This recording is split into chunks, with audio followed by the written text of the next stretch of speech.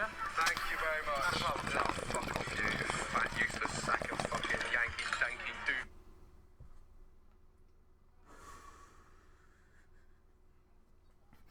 Man, oh man. Happy anniversary to Lamb Sauce. 18 years. 18 years, man. But no, seriously, welcome back to episode 54 of the High Rollers. And a happy National Concentrates Day. Yes, I will be hitting the moon rocks because of that. It's crazy because they gave me an eighth. It's an eighth of it. And I swear I have gotten... I've used a good bit of it. But because you use so little of it... because of how potent it is, it's like... I barely even go through it. It's like I have so much of it left, man. I can't wait for anyone that comes through in the next month or so to get some of this shit. Because, man, oh man.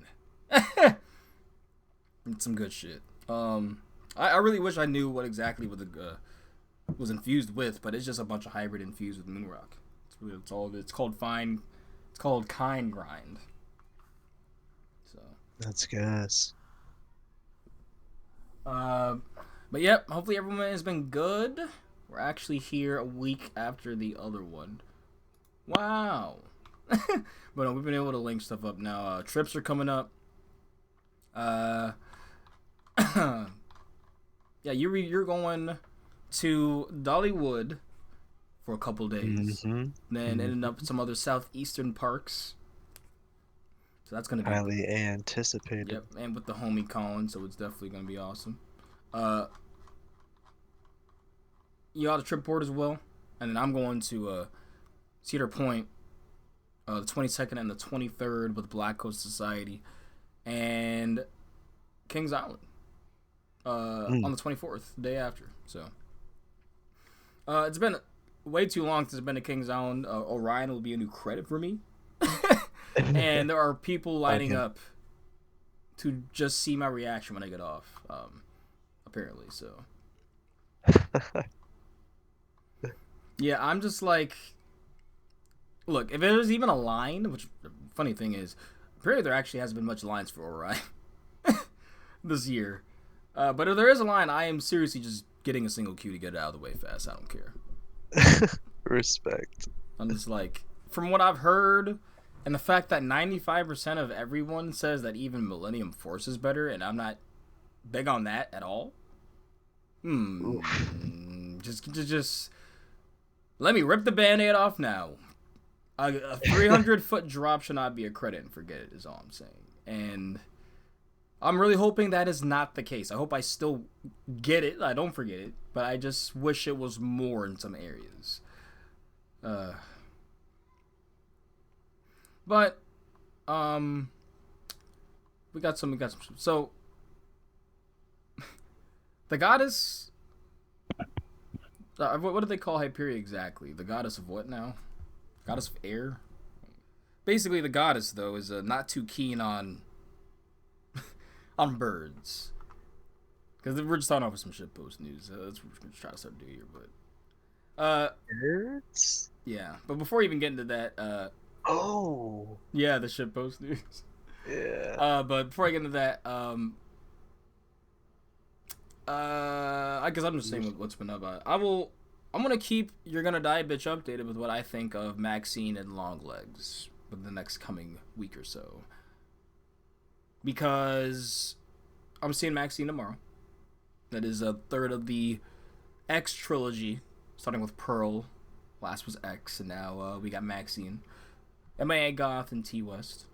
I'm not too big into horror, but this trilogy's been all right. I'm in the minority opinion that thinks Pearl is better of the two, but we'll see what I think of Maxine. I've heard mixed things. I'm looking way more forward to Longlegs, which reason I'm looking at that is I'm a Nicolas Cage stan. Whenever the movie comes out with that man, I am watching. He gives his all, doesn't matter how stupid the bit is, doesn't matter how stupid his role is, he is giving it. And I am there for it. And he always generally goes for he never goes for the big budget films anymore, which I have nothing against those, but a lot of the big budget films aren't necessarily the most interesting plots at the moment. So whatever he's going for stuff that's just, it's always out there. It's going against the grain. It's unorthodox. I'm like, let's get it. Sometimes it's terrible, but I really appreciate the effort put in. Sometimes it's fucking fantastic. Let's hope Longlegs is on that ladder, because I've been hearing it's up there with one of the best horrors in a long time. So And this is the Cage horror? yes, and I think he's the main Shit. he's the main monster. I'll have to check this out. Yeah, it's Longlegs, in case anyone has not been familiar. And yeah, I'm not too big on horror at all. You're really going through, you're really looking through diamonds in the rough when you're looking for good horror. For me, speaking, but the diamonds that are there in the past decade, they're great. Like Hereditary. I can't think of some. There's something else that came out I can't think of right now. But I mean, I guess you could say stuff like X2 has been making a lot of waves, but it's been a very hit or miss. I don't even want to think about how they ended the Scream trilogy recently. That was, as someone who is a huge fan of the old, like the classic slashers, huge Texas Chainsaw Massacre fan. I want to know what happened in that back room. I just need to know. I just need to know as I'm gripping my hands strongly together right now, veins popping and everything. No, but seriously, like, I don't know why they keep rebooting them too. Like, they rebooted Friday the 13th. Like, how many times at this point? And they're rebooting it again. Yeah. Scream got rebooted before so many. Actually, it wasn't rebooted. It just kept going with the story, which is a little different. I think there was a reboot at one point, but I can't keep up. And then what else got rebooted? It was something else. I think excuse me, not Scream. I'm an idiot. Halloween. I'm high. Halla-fucking-ween. Why am I saying Scream? Everyone is probably yelling at me this entire time. Halloween. Yeah, I'm like, Ghostface is not dealing with Jamie Lee Curtis's character. That is definitely Michael Myers. But yeah, there's too much Halloween. That ending was horrible. And I think the last Scream was not good either. But they were trying to make another one, and then they got rid of all the actors for standing with Palestine. So that did not end well for that movie. Shit. Yeah. Yeah. So I don't think Scream's gonna continue, just because the celebrities, had an opinion, which is kind of stupid, but especially an opinion that is, should be out there. But I digress. I'm seeing Longlegs. I'm not seeing Longlegs this. I'm seeing Maxine first. Seeing Longlegs probably a week after. And yeah, that's just stuff there. And I guess the reason I thought of that is because of how gory this bird is. That Hyperion hit. Looks like, I think, I doubt this is the first time there's been train kill. I mean, we know there hasn't. Fabio, his nose would like a word with, with that. But yeah, this bird is torn on. Gruesome. Gruesome. The reason I had brought that up though is like, I can't believe it hasn't been more often, especially after the story we covered last year with a duck sitting in the train in Cedar Point.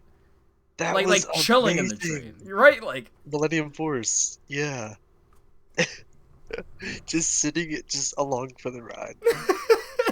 Like, incredible. if you guys don't know what we're talking about, look up that story. It's actually hilarious because it's like a duck was literally sitting in like the back car of Millennium Force, like chilling, like the picture taken. Like, he wasn't distressed or anything. They had to pick him up out of the train. He's kind of just tucked in there. He's like, hey, I'm flying without even having to do any work, man. This is awesome. Yeah. Ooh. God. I mean, look at that bird. Yeah. So basically, what I'm saying is, I'm surprised this doesn't happen more often. These birds getting hit, because I'll be seeing birds sitting on 305's track a lot, and I'm like, I don't see any guts or anything on the train. I'll see them fly away because they feel the vibrations. But I really want to know what happened. Miscalculation on that bird, unfortunately.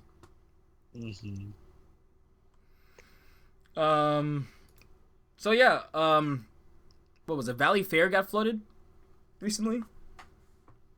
Yeah, nasty weather. And because of that, what was it? Excalibur and Renegade. Excalibur and Renegade were underwater, but and honestly, it was for a few days. That's how bad the flood was. It wasn't like it was too high. It was just not track was underwater. You can't run the ride. I don't know if the park was closed, but I'm assuming so, considering it has to be closed. This guy is literally kayaking through the park in Valley Fair. So he has pictures with him literally at the drop for Excalibur. Like, yeah, that's an insane shot. That's honestly an amazing Thuzy shot. I'm assuming he's a Thuzy if he went out your way to do this. Yeah. But it's insane flooding. So Andrew Proball floated next to Excalibur roller coaster. He said, "We didn't go through any gates. We just floated right in." That's funny. These are some crazy shots, man. Like, he's literally right in front of Wild Thing, like, in a kayak, going through water. He has a fucking ghost in the front, but that's hilarious. An open ghost sitting up there, right next to Gemini. That is a lot of water. The park had to be closed. There's no way. But yeah, that's some cool shit. I guess he was able to get away with that because everything was so flooded. But yeah, hopefully the park's open now, right? I would assume so, yeah. Closed. Were they closed? Let's look at queue times. That'll tell us.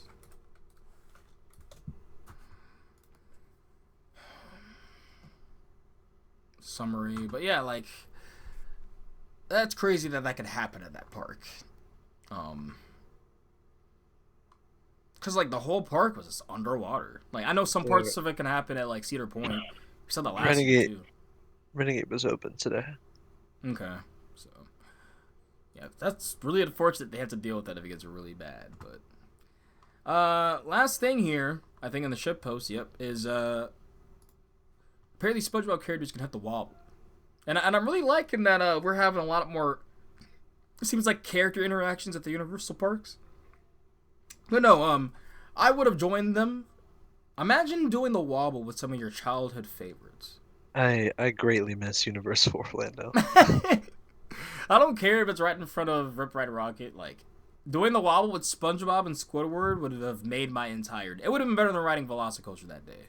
I would have rather done this than ride Velocicoaster. I don't care. That's a crazy take. No, fair. Well, it's because I have over 100 rides on Velocico. That's why it's like I get on Velocicoaster so much. When can I dance with SpongeBob and Squidward and do the wobble? Yeah. Like, let's be real here now. Like, that is hilarious. Also, why is SpongeBob's legs like toned, bro? Like, his legs are like from the Toned episode where he's showing them off to the hard ass driving instructor. Yeah. I mean, obviously a person has to fit in that suit, but that's just funny. But yeah, trip report for you. Another unfortunate day for you with Intamin. Mm-hmm. You went to King's Dominion about 2 weeks ago at this point. No, it was just a week ago, actually. Oh yeah, it was a week ago. Yeah. And yeah, what ended up happening? So, for King's Dominion that day, it was a family park day. So, so Twisted was actually down first thing. So we went to 305 first and got 2 rides on that. Good thing you did that. Yeah. And unfortunately 305 it didn't go down right after we got the 2 rides on it, but it went down maybe by like 1 o'clock or something, and it was down until probably like 7, 6 or something, 6:30. Yeah, because you'd left. We thought it was gonna be down the whole day. But I mean, did they have the plaza closed? I think they were up. I'm not sure exactly. We didn't. I want to say they were just like kind of waving people back like implying that it was done or whatever. I don't know. Like, But that was also just kind of going off information. Didn't go because back over to the plaza or anything. I But know when the plaza's closed, like when they have it where you can't even go under the arch, I'm like, fuck. yeah. Um, Getting back on Grizzly was a little bit underwhelming. I don't know. I only rode twice towards the back. It was one train ops. and it was orange apparently. I can't even remember. Hold on. Yeah, it was orange. Yeah, I don't know. I I have a didn't. It theory. wasn't Yellow. like hitting for me, but it was still good though. It had the good elements. I will say, when I rode earlier in the day, it definitely wasn't doing that. When I went Mm-mm. recently with Tyler, I'm from Brothers of the Back Row. Yeah. But when I rode later, right before I was about to leave, like 7, oh yeah. Oh, Yeah. that was what I was wanting. Okay. Definitely not going to be the last KD visit of the year. Um, got ended up like riding Tambili, Racer 75, Stunt Coaster. So that was some fun Wait, experiences. Yeah, bruh. stunt coaster? You wait. You went there And with oh well, with the it was a family visit, so you okay, but know. even that'd be like okay, stunt coaster. I'd rather ride Anaconda or I something. did gray out in the Helix, I will say. Well, that's the only reason you ride the ride is the Helix. And then also Reptilian to look at the construction.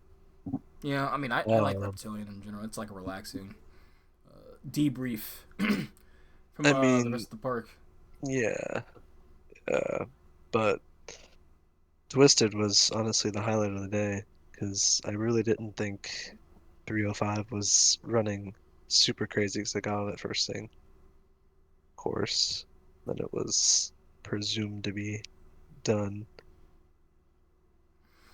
Yeah, Um, yeah, Twisted was absolutely fallen, giving me Wildcat vibes. yeah. They're really close for me. I mean, Wildcat is Just still just with like over. its hall level, the Yeah, pacing. it's still like you could see it with how it's running Yeah. this year. Like, because I was riding it earlier in the season, and then I guess I feel like I got a really good feel for after Hollywood Nights when a ride is running truly faster than it should be because of the Yeah. Tremorless Voyage in the second half. So now when I rode Blue Dude, Train a few oh, times and went to Green Train, I could really notice a difference. But then this time the when I was riding at middle of the day, oof. But no, I'm gonna get to my so after. have you recently ridden Back Row Green Train? Yes, And what do you think of that last little hill? no. Why is it hitting so hard now? Like, yeah, It's it's hitting insane, so like good. Airy Force type hill. Yeah, it's like mini. I say the ride is mini airy in a lot of aspects because it just you would not think it would give that much airtime. Like you would not think your thighs would be feeling that way after a 100 foot tall, like 108 foot tall roller It coaster. it just hits. It's so good, and it's like I get where people are like, oh, it's repetitive, and yeah, but that ride was designed just for ejector airtime. That is a premier airtime machine. So different strokes for different folks. You know what I'm saying? Yeah. For me, that is a perfect stroke. No phrasing. I'm on the ride. I keep going. Yes. Trick track. And then you just dive. Oh, that dive after the trick track is so good. The outer big is so good. Oh, It was just the pacing was so aggressive. and I The still airtime think was hitting so hard. the speed hill right before the 0G roll on the second lap, or like the third lap, I guess, Hmm. is Yeah, so underrated. it was That thing hitting. hits. Uh, my food is about to be it's dropped off, so I'll be right back. But Your boy's back. You did a very stoner, easy move to get for food right before the news, and just got some simple fucking Taco Bell. I don't go, honestly, people are always like, oh, what are your options? I don't go crazy at Taco Bell, bro. I am simple. I just like the tacos. Sometimes I go Supreme. Sometimes I go to the Gordita Crunch. Sometimes it's 5-layer cheese, cheesy burrito. But that's it. I'm not really too crazy. I mean, and obviously Mexican pizza. They are fools for getting rid of that for so many years. Oh my god. But, yeah. I just got a whole bunch of fucking tacos. Because they're easy to eat. That's the main reason here. I always add $1 more anyway. Like, it'll always be like $6 or something, and I'm like, fuck it, I'll make it $7, because I'm like, I know a lot of Dashers. I'm close to all these areas too, but I know it's the convenience of I don't need to leave my house. So it's like I'm paying someone else to do that. So I'm like, yo, please tip your Dashers. Please, like, people be getting away with murder thinking they can just have them go on a whole grocery trip and then, $2. Like, come on, guys. Come on. We can do better. We're all struggling out here. If you're going to dash, you got to know you're going to be paying extra. And that's just what it is. Just don't overdo it. And, yeah, it's not that bad. It's not that bad. But I will say these prices everywhere in general are just... man, it's... Like, deals aren't even deals anymore. Like... Right. That's all I'm saying. Deals are more like stealing my money in a more convoluted way that I don't feel as bad. Yeah. It's rough. Where did I put the sauce that fast? Where did I put it back in? Okay, well. So what is that? What happened for you at Kings of Mini? Shoot. Drop Tower, you said you rode, right? So yeah, Drop Tower, amazing. Katie's Drop Tower is elite. It's so good. One of the best in the country. But also did actually begrudgingly rode both premieres, got a Plate of Fear ride as well. Just the trains are so uncomfortable, I swear. Oh, they're so bad. They're so bad.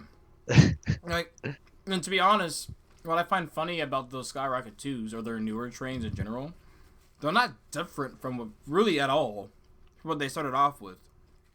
They just took off the chassis. Most because Rachel just added a chassis for the car look. Still the same bad trains.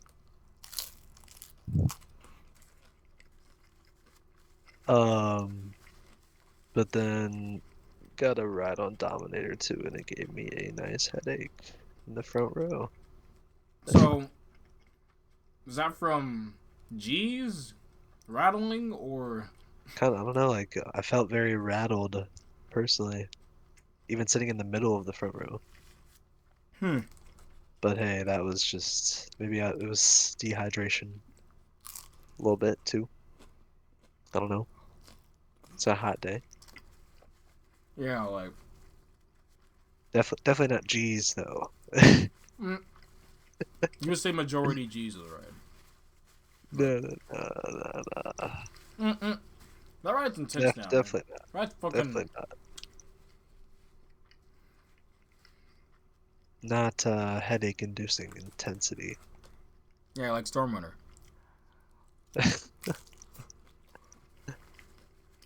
Stormrunner's so good.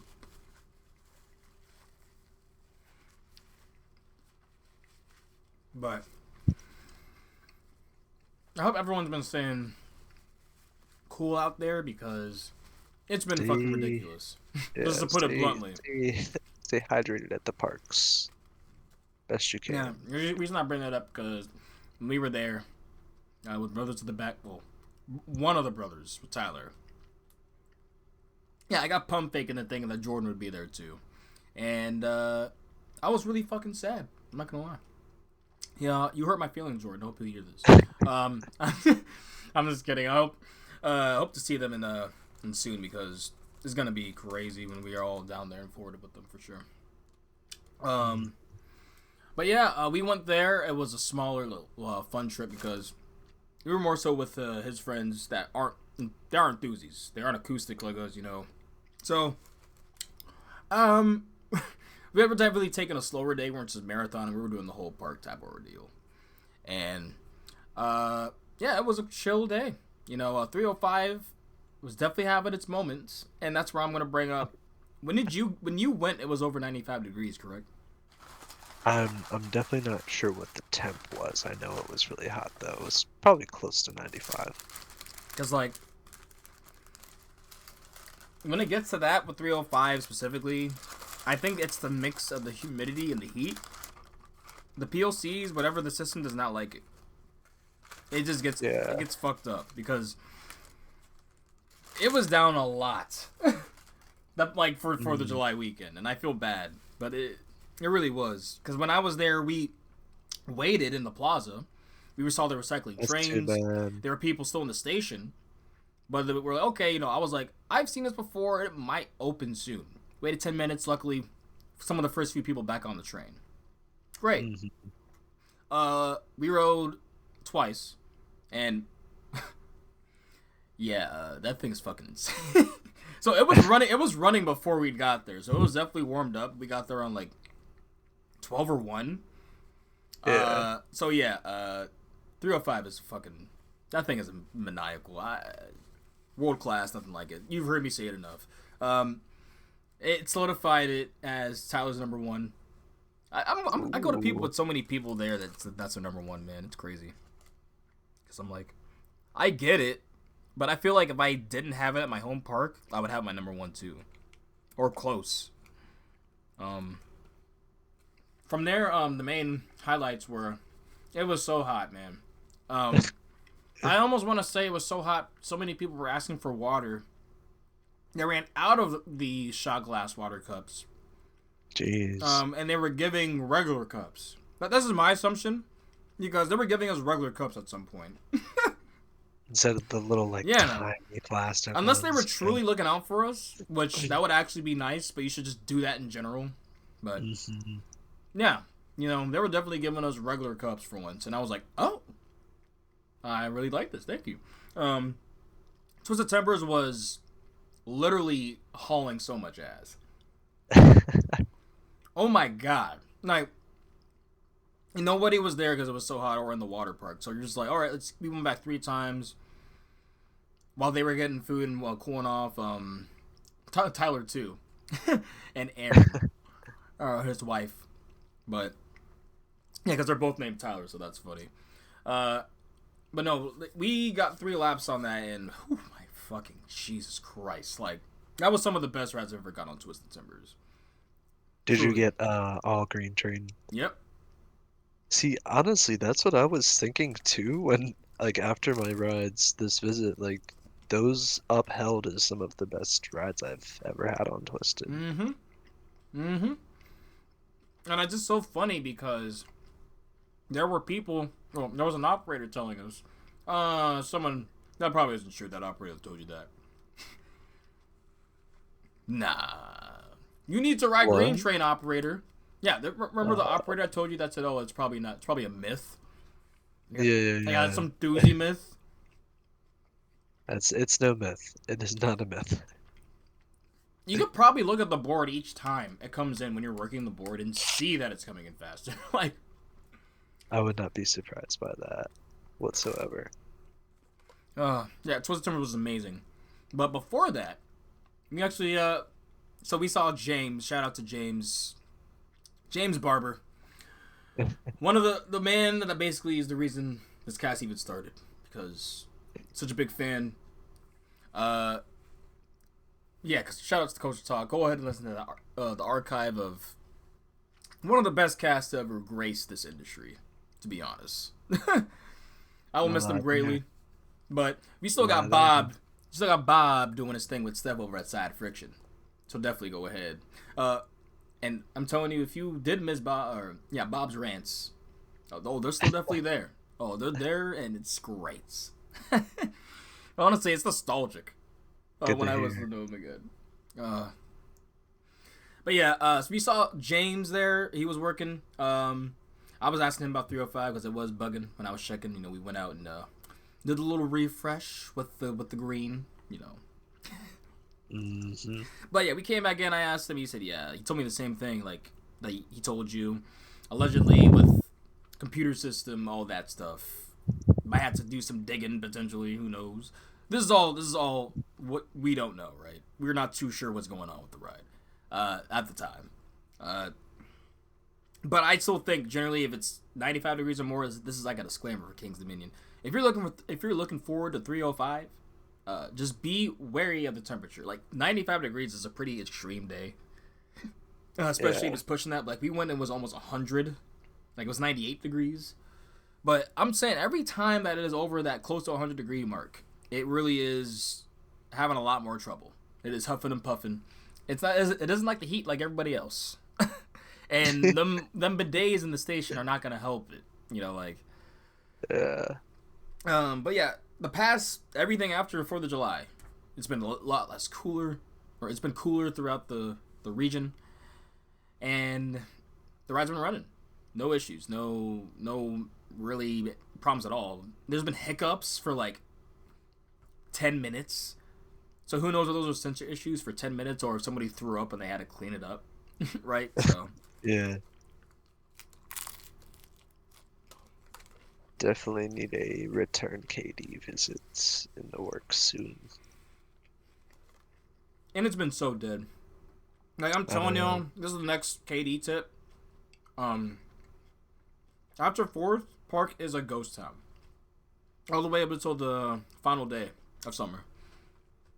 So please, go if you're trying to go. Like, I always tell people to plan it right after the 4th, up until like the last days of August.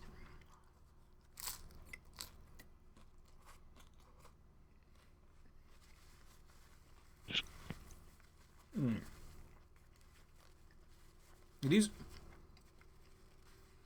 towers are good, but Did they come hot? somewhat. Like for DoorDash standards, I would say like Yeah, it was hot. that's good. But it's like rare when you get a bag and you're actually still like, holy shit, it's hot. Like you can't touch the bag. Yeah, nah, not with DoorDash. But yeah, right after that though, or excuse me, keep going with James. James hit us up after we talked to him for a bit. And Tyler met him, and he was like, "Hey, let me know if you guys want to get a free ride on Skyflyer." Well, shit, hell yeah! I haven't done Skyflyer in years, and more so for me, it's the novelty factor of like, I would never do it, but if they're with somebody else that isn't their home park, and it's something like, why not? You know, like let's go ahead and do this. So me and Tyler went ahead and did that. Yeah. And I haven't done it in years, so I was expecting to be swinging for like 10 minutes after the initial swings. I know they have a much better system now in stopping you. And yeah, shout out to James for that, because those are kind of fucking awesome actually. The heat going up was another story though. Jesus Christ. Like we literally, it felt like we were like, you know how like they sweat in cartoons, like in SpongeBob or like even like Looney Tunes shows, where it's like literally there are like waterfalls going out. Like that's how it felt. Like we saw like the drips were just like, it was like, if there was any path underneath that, they probably would have thought there was a rain pocket or something passing by. Like, oh my god, that was so hot. We were running from the sun. Like every pocket of shade, we were taking that route. Didn't care if it took longer. It felt like 107 that day, and it was humid. Oof. Yeah, the sun. We were the ants that day, and the sun was the magnifying glass. Cause, I'm glad to hear Erin ended up okay, because it was too much for her too. Where like ended up passing out, basically walking out the park. Shit. So, but when she laid down, got into the cool air, the AC, got more food. Yeah. Everything was chill. But I think you guys are gonna hear more about it when Tyler comes on, but they had hit the river beforehand and got burnt beforehand, so they were already like gassed from the sun coming in, and then that day happened. Yeah, it was that's a lot, especially in 305. I mean, and you're not used to it, like you're not going to parks like this, like yeah. And I was telling them like y'all should feel good because we literally did a lot. We did rope drops and they did Twisted Timbers. We met them at Grizzly. We went over to 30. Did we go to 305? We did Anaconda. No, we didn't do anything. We did Flight of Fear. Anaconda, Dominator. Yeah, we did a lot. So it was a great. They said they would definitely love to come back, and I'm like, I'd love to hear that because now I'm thinking of the.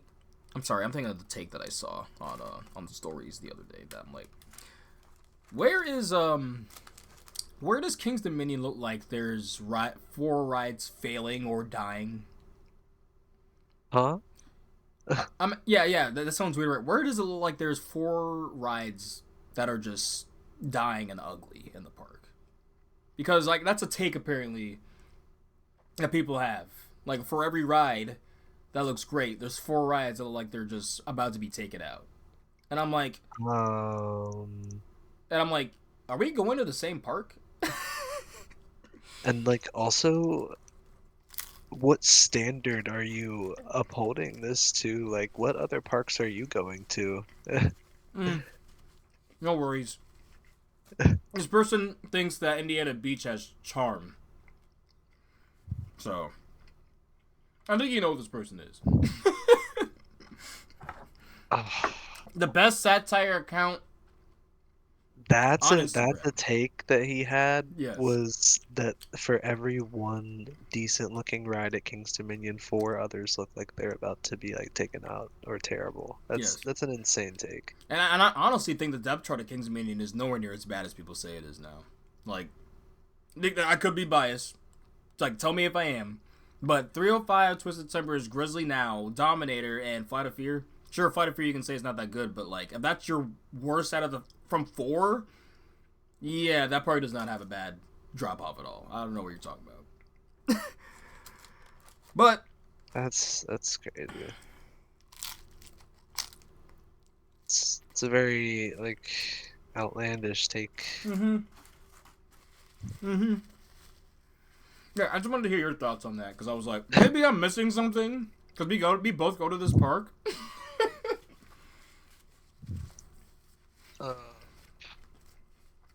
But yeah, maybe Jungle X now just because we're talking about King's Dominion. Yeah. Alright, so. Very, very vertical. Oh, actually, before that, might as well just get all the King's Dominion stuff out the way. They're stepping up their, you got a patch. You got a patch to your Prestige pass holder experience. They decided to buff your experience, guys. People are talking nicely about the KD pass holder lounge, actually, from what I've seen.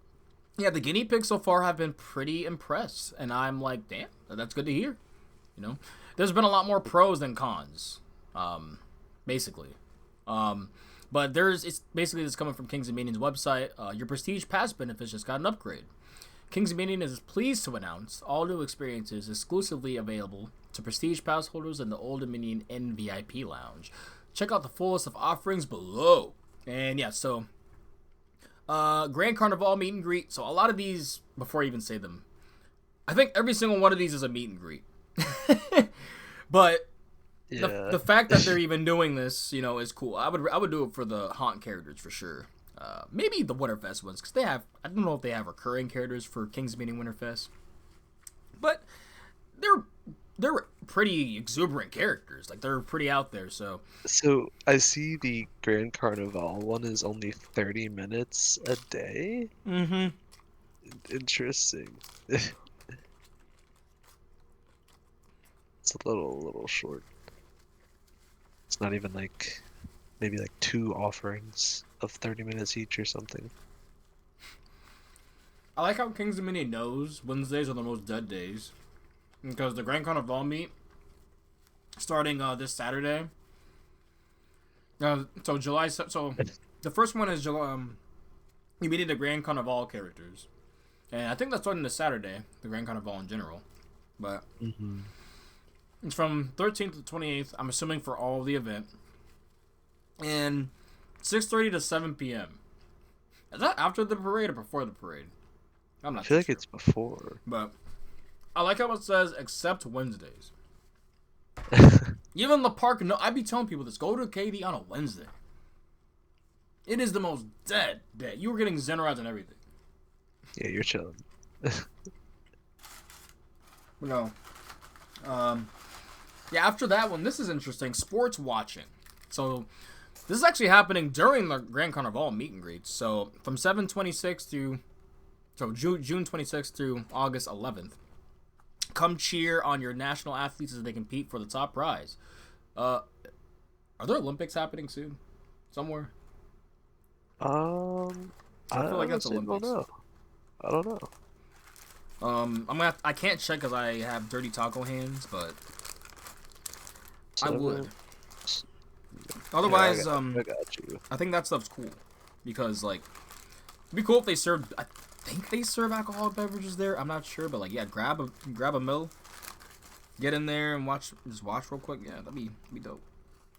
Yeah, the Olympic Games are July 26th through August 11th. That's what that's for.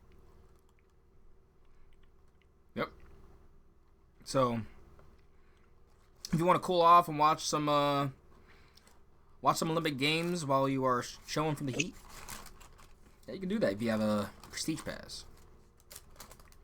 He said this taco was so loaded for no reason.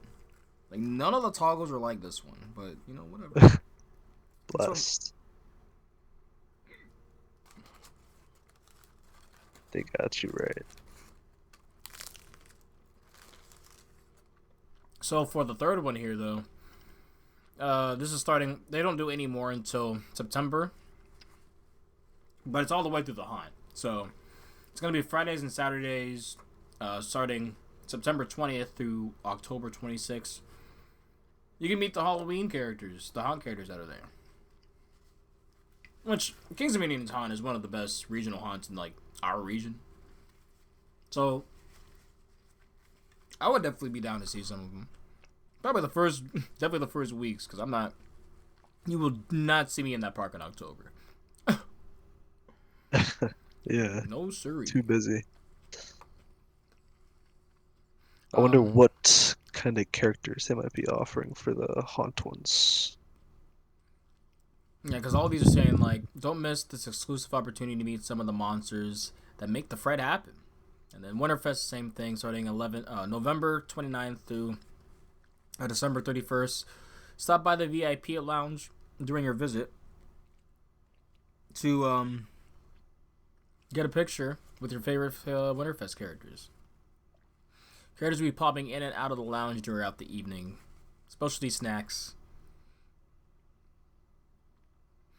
So they say free preferred parking. Where's preferred? Right? I park in preferred anywhere. That's what they just got park preferred. right in the front of the lot.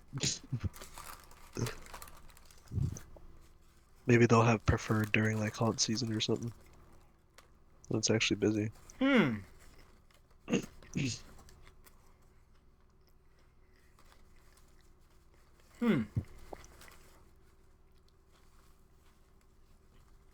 That'd be kind of smart. It'd be a interesting move. I'd be really shocked if they actually did that, though. Yeah. No, but seriously, I park in the preferred area. Anyway, like, they haven't used it in years. I just park where I always remember pass holder parking was, even though that Exactly. was not really enforced anyways. Yeah, so let's go about doing this stuff for Kings Dominion. Hopefully they add even more and think of unique ways. But yeah, it's pretty cool. I forgot that Prestige, they get free bring a friend tickets too. How about these Instagram teasers from Katie Oh, the this like goes. claw This marks. is the beginning of the Jungle X report. Yo, drop What that do Jungle you, X mix. these these Instagram teasers are pretty weak. What do you think? Yo, how many did I?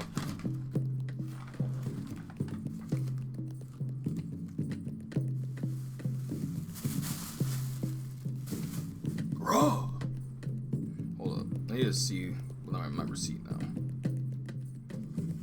I'm trying to count the rappers now. 1, 2, 3. They shafted me. They didn't give you all the tacos? No. What the hell? Yo, Am I that's missing- am I missing a bag? actually wild. Let me check if I'm missing a bag. I don't think I was, but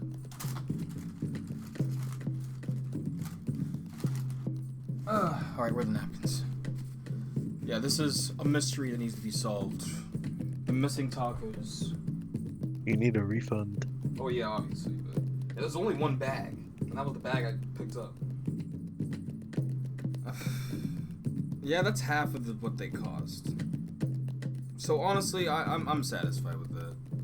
I basically got my money back. Damn. Well, at least I'm glad I got. Well, let's see if they shafted me in my Cinnabons. Oh, they didn't, of course. Oh, but they didn't give any fucking trusting. My tacos got stolen by gnomes. And This no- is such bad Dressing. news. Yeah. What can you do, man? It's a blunder. I think those people just wanted to get the fuck home. Alrighty. But those teasers, now that the crisis is over, and I've learned I've been shafted. Those teasers are, yeah, it's kind of obvious now. Let's just finish it. In my opinion, they should have done it in a way that was like maybe 3 or 4 at a time, like a row at a time. Yeah, that would have been a little cooler. But no, we know what it is. I got people thinking at first that Anaconda was gonna be taken out because it was just put over, which would have been nice. Yeah, we covered that. Yeah, it would have been nice, but no, unfortunately, it's not. And it's just teasing for the new ride, which pretty sure it's gonna be the winged animal. I'm seeing a lot of different like conspiracies about the name. I have no clue. I hope it's a What it might volcanic be. bird. Yeah, It just makes the most sense. You're doing claw marks. Volcanoes don't claw, and that's you're using a bird. But if you make it volcanic or something like that, like it goes around a volcano and all that stuff, yeah, that'll be great because it's homage to what was there before. mm-hmm. Yeah, Instagram teasers aren't the best, and I kind of wish they did more of it on other places. Like, I don't think they're doing anything on the Twitter side. Nothing. Which I guess makes sense, because Instagram is much bigger for closer enthusiasts than Twitter. Yeah, but they're just not uploading any content regarding, They're just uploading, like, sales. or I guess and no deals. teasers. Yeah, Yeah, it's like, nothing really park. which I will say, related, like, it whatever. sucks that, like, last year's marketing was so much cooler than what they did. Like, and I hate to admit it, but it's kind of true. It's like, Yeah, we got a lot of cool ideas, cool things going on. Like, y'all can it's probably still all there. There's about 2023. All the shit that they were doing, all the fun stuff they had. They showed their faces. Who knows if it's all the same people, because I haven't even really seen, like, the head walk around. mm-hmm. So who knows, right? But Yeah, maybe they could just be super busy with everything with marketing for the new ride. That could be a big thing too. So yeah. I'm not sure. Definitely a transition in the content flow, though, for sure. yeah, No, that's not really better, I'd say. I don't know. yeah. Because right now it's just general run-of-the-mill theme park count. Which I'm holding a tweet from Kings Dominion. It says the last person to retweet this wins. And I still have that bookmark from like early 2023 or 2023. So I'm hoping in like 3 years I can finally retweet that and be like, ha. Or right before Twitter dies, I'll do it. Like while the ship's going down, I'll retweet that. Yeah.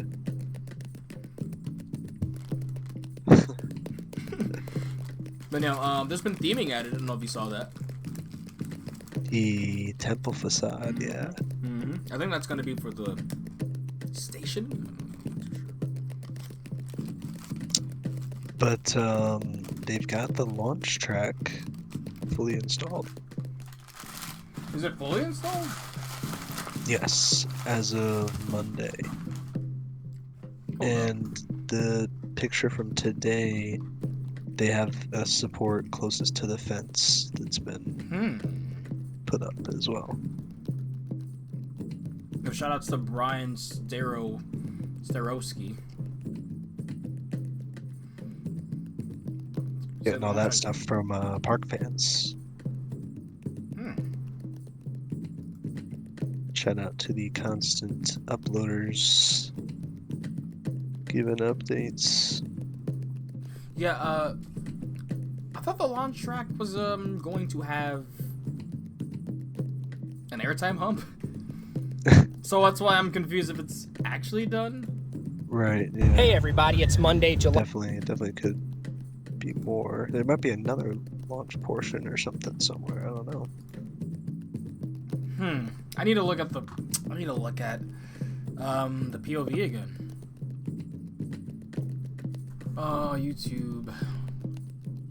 Wow, 15-second ad. Well, it's not 30 seconds. I know, that's what I was thinking too. A 15-second no skip. That's so. That's funny. Alright, so. See what I mean? Like, that's what it was doing. It, like. So. Okay. So it's probably not done then. Not just yet. Yeah, there's gonna be more after that support that's closest to the fence right now. So the hump is going to be. Oh, hold on. Let me do the back and forth here. There's still more to come. Yeah, there's definitely still more to go. This is just so. Like it, I'm inferring right now that I guess the hump would probably be one of the next things to come. Yeah, because that's what it looks. Like, I think it might not even be through that, show building portion that isn't built yet. I don't know. Yeah, it does look weird because it looks like they're putting girders underneath the track too for like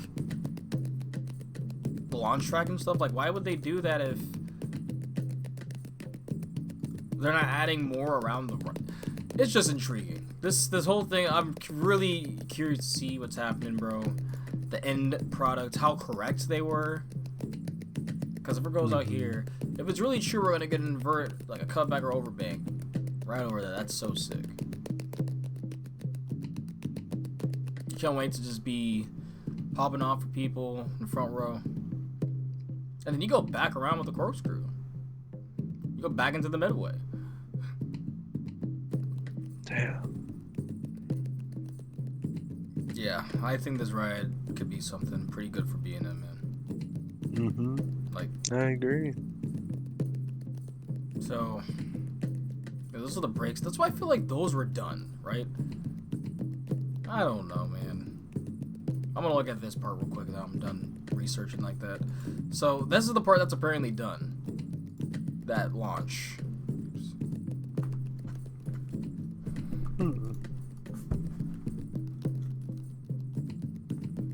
I think they're done from like right about here. But if they add more fins there to continue the launch, it'd be cool. I just hope it really does pull some good ass forces. It's really all I can ask for. But yeah, we have a lot of supports coming on up literally now. Close to over the fencing. It's happening. It's real. It's a really good vibe, man. It's really good feels. I'm happy for the park, bro. New projects. Going back on the top of everything here. I'm gonna pack a bowl, but the rest of the news we got. Starting off with Six Flags, Mexico. This is exciting. They're about to have a really nice top 3. Yeah, Superman Ultimate Escape, Medusa Steel Coaster, and now a gnome stolen Vekoma Tilt Coaster from Energylandia. The gnomes are they're ridiculous, man. And like it might be like using terrain, I heard. I'm not sure how true that might be, but someone said something like, "Oh, Six Flags Mexico is like a terrain heavy park or something." But either way, that's a really good addition. There are some bandits taking that ride from Energylandia. That's what I'm saying. I'm like, why are there so many Vekoma coasters getting taken from other parks? That's just weird. I do not know. Alright. I have to do the moon rock for concentrate day. Now, since track has already shown up, I wonder if it's going to be 2025 for this Six Flags Mexico edition. I could see that. I mean, this almost feels like it almost feels like a Salim kind of move before he actually handed it over to Richard Zimmerman and the Cedar Fair Company. That'd be an interesting one. Because he was already doing I like stuff that before. I like that. That's how we got Great Adventures coaster. Yeah. I mean, it's also how we got the shitty spaghetti coasters. Which Oh my god. Yeah. we're gonna talk about later. Unfortunately, guys, Yeah, I saw what you're referring to. Really bad. Yeah.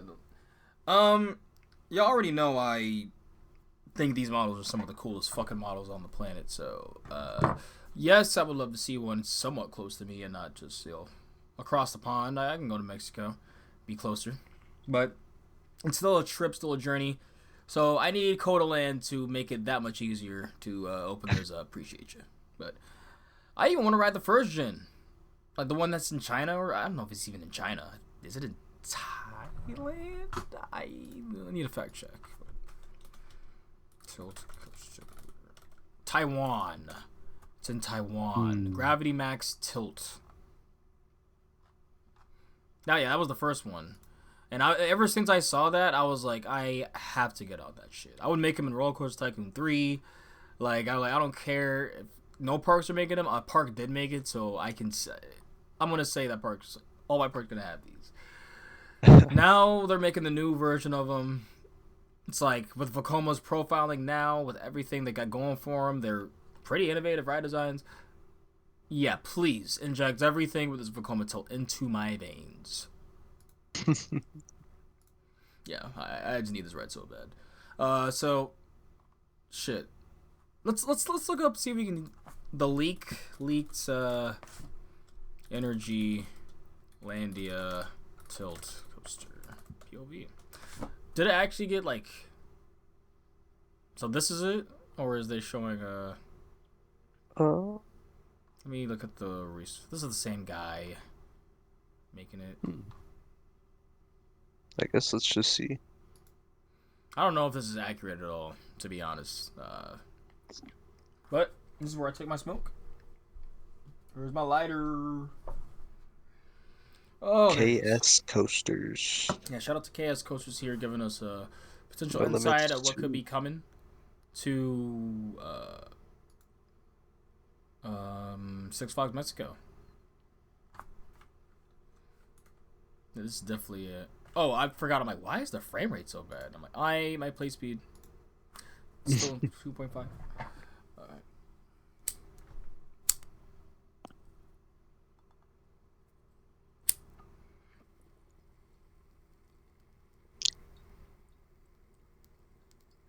This looks pretty tall.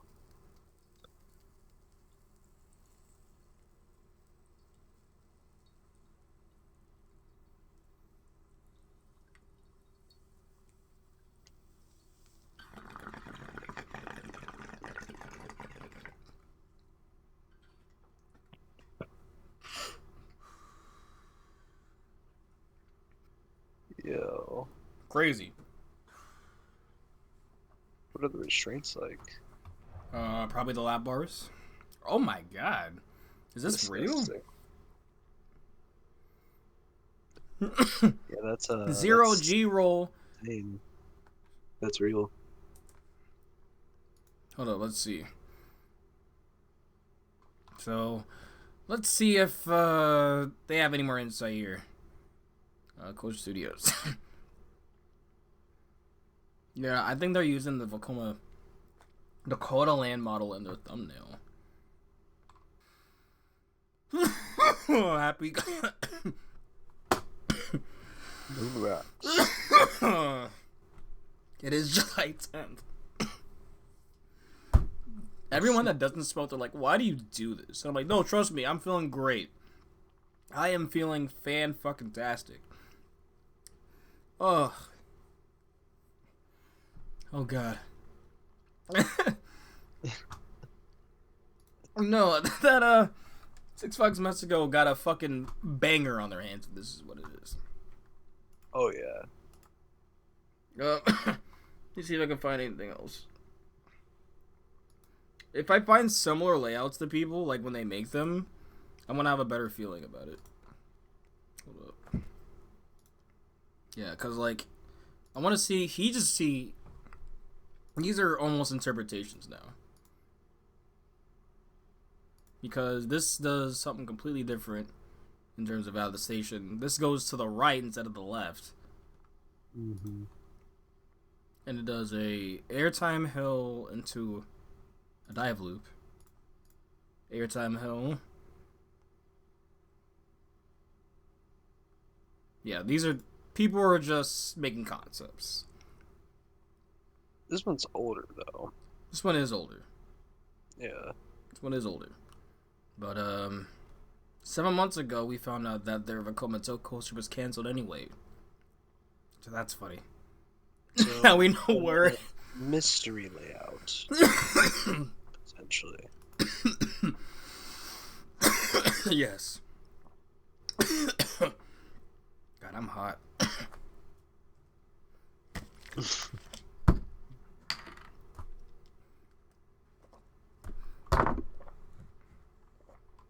God. Damn. That was a really big doob I put in there. Definitely a big booger. So yeah, good congratulations, Six Flags Mexico. That top 3 is kind of crazy. Looking forward to finding out more about the layout. 100%. Like, Something concrete. because, honestly, let's look at Coda Lands real quick. It's kind of tangenting, but let's look at Coda Lands. Because, like, I think it will be pretty good. But I still think it's on the shorter side. And we're obviously going to go with our boy Austin's video. Like, What we who got? else? We Like, got who else? Like, the best in the business when it comes to these recreations. I would love to see him make his own custom things. Oof. I'd be so down for that. But yeah, people are using the thumbnail of Circuit Breaker for sure. So, this tilts. Yeah, I kind of just need to see the POV, I'm not going to lie. Okay, you drop into a valley. See, this element looks sick. It's like a 0G roll, but it like doesn't finish. Well, you're going up. And then you go down into a fucking 0G roll. Stall, airtime hill, wave turn, S hill, that looks really nice. and then a really fast Oh! barrel roll into a bank turn into the brake run. There's just not enough airtime. Yeah, that's what I was saying. Like, it needs a tad bit more airtime. Like, Maybe Give- one more hill. Like, it has, like, one true... it has 3 airtime hills. Because, like, okay. One more, like, true hill. Okay, but the drop is definitely giving you airtime. Like, you're 90 degrees being held there. This element is airtime. There's no way. That 0G whatever rise... Yeah. That's giving you airtime. And then... It's like a ride you can ride in, like, the front and the back, too. Yeah. Then you got a stall. Airtime, like, almost double up. Yeah, then the SLA. They got 3 airtime moments back to back right there. See, they should have done one into the brakes. They should have put you up there, dropped you down, and then whoop. But who am I? I'm no engineer. I'm no designer, bro. Like, I just played a limited playing game. I literally just. Who knows what constraints were gonna happen, man? That's the thing about those games. You can do whatever you want. You can't. You know what constraints could have been had be put back. Speaking of which, that's news in itself. I don't know why I didn't tag, but Planet Coaster 2. Well, let me just shut up and go to Frontier's Twitter real quick. So Planet Coaster 2 alert.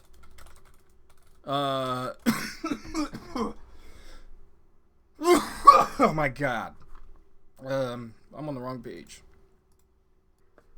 Yeah, so Frontier, the devs behind Planet Coaster, if you're not familiar, today just randomly put out a volume, like a sound emoji, and their Twitch.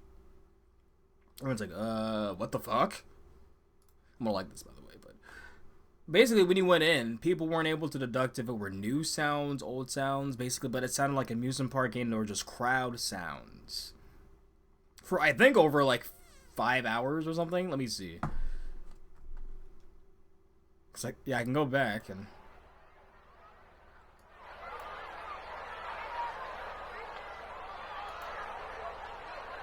Oh.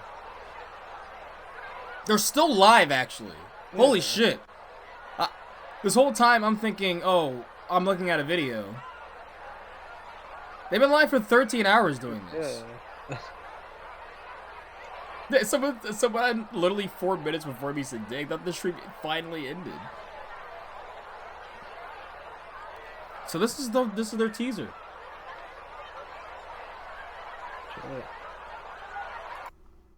Who knows what that really entails.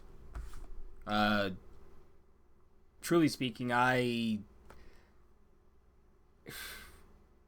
don't know what that really means. I'm happy that there is actually activity, some teasing in that aspect. Cause God, I would love to have a new Planco game with quality of life. It's I know the game deving is hard, and I know a lot of this stuff really it feels like it goes lost in the wind. But if I'm thinking of the dream game, if it were to truly come, with like be able to change customizable like multiple trains with different colors and weather and like cloud, like oh my god, bro, like I would just please, oh my god, please, Frontier, please. Yeah, but yeah, in case you guys thought the leaks were just happening, we don't know when it's happening, but it's definitely happening. So yeah, this is this cool things, man. Cool things happen. Let's play go, but who's your hurricane? Did they obviously Indiana Beach has never looked at an Ultra Orion video. They've never. It's a block zone. A block, for those of you unfamiliar, a block zone is a section of ride that is only one train may occupy. At the end of a block zone is a method to stop a train in case the block zone is ahead is still occupied. This is the safety system that prevents roller coasters from colliding with one another. Shout outs to El Toro Ryan, goat of the community. But hold on. Hoosier Hurricane had an overshoot. Bro, hold up. You can get these in some dope ass colors though. Like, man, I'm about to give you some El Toro Ryan merch. Hold up, next paycheck. All right. But yeah. What'd you say about this? Hoosier Hurricane had an overshoot. Oh, it was an overshoot. I think so. Might have been an overshoot. Yeah. I personally speaking, I'm just like, it wouldn't shock me whatever someone told me that comes out because it's Indiana Beach. So, like, I generally am not sure I will step foot in that park because of safety concerns. But Lost Coaster, man. Lost Coaster. I need to ride it, but if really I'm only going there for, I mean, Cornwall, I guess I'd look forward to, but Yeah, I definitely want to get on Cornwall. I don't know. I just don't think Triple Looping looks that great, and if it's really if it's that rough, Yeah, I don't know, man. super jank. I don't know, man. It's just, that's like not good jank at all. And then there's the safety concerns of like, what? Yeah, man. We haven't even talked about, like, basically two trains were stuck with people on the chain lift at Hoosier Hurricane. I'm kind of like, it's one of the, hopefully it's fixed. Probably had to get evacs, right? I would assume so, yeah. I wonder how long that took. I don't even want to know. Probably way too long. Apparently it wasn't the first time it overshot the station, some people are saying. So, who knows, man. But what I do know is, we need to do a Zamperla watch in Canada, over in Vancouver. The cute little ride that opened up. That's Vancouver, right? Peony Playland? Yeah. Yeah. Whose video is this? I want to make sure I get it. Ewan Schreit just posted this little walk through the plaza and the area here for us to look at. And I mean, the track looks great. The area looks great. That's yellow and pink. It's giving like a nitro kind of. So I hope these Zamperla trains can hold up. Yeah, I've never looked at anything at Peony Playland, so yeah, I'm just we'll see what happens here. Yeah, it's very, there's nothing happening in the queue. I doubt there's nothing themed for this ride. It's just stylized for, what reason. It's called Thunderbolt. So these are using the lightning trains, and that is why I'm saying we need to have the Zamperla watch. Because yeah, we need to see how these last with the other ones, Apparently they can't take those extreme cases. Let's see if they could take, how fast does this go again? Can you fact check while Yeah. look at this? But I think it's 60 max.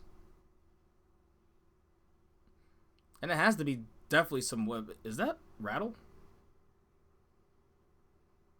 Nah, it's really hard to tell if you're not on the ride. I'm not gonna lie. It's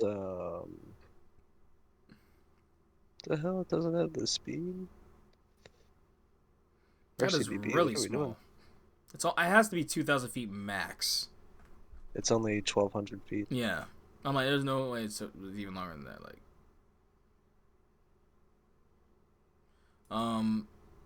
yeah, Thunderbolt, cute little ride. If that doesn't hold up for Zamperla, they're cooked. Bro, they're saying launch speed of 1.3 Gs. That's not a launch speed. Yeah, that's an acceleration.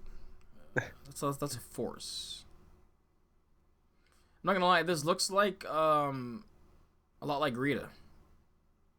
Yeah, I saw someone say something like Rita Jr. or something. But this looks like it has more airtime than Rita, so yeah, good on them for having it work so far. When was this posted? May it hold up? I'm sorry, I have to check now. That just, I'm pretty sure that was just like this past weekend that it just opened up. No, they're not on queue times either.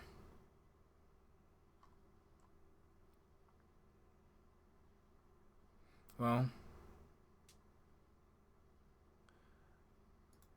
I said I'm hoping for this little ride because it looks good, and Zamperillo should have done something like this first instead of Top Thrill 2. Yeah.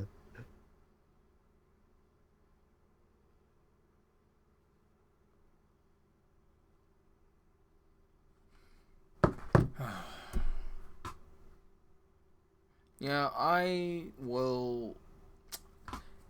I don't know.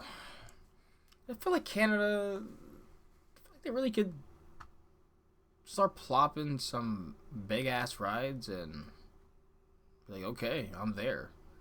The fact that Canada's Wonderland is the only thing, I'm strictly going for the homies at that point. Like,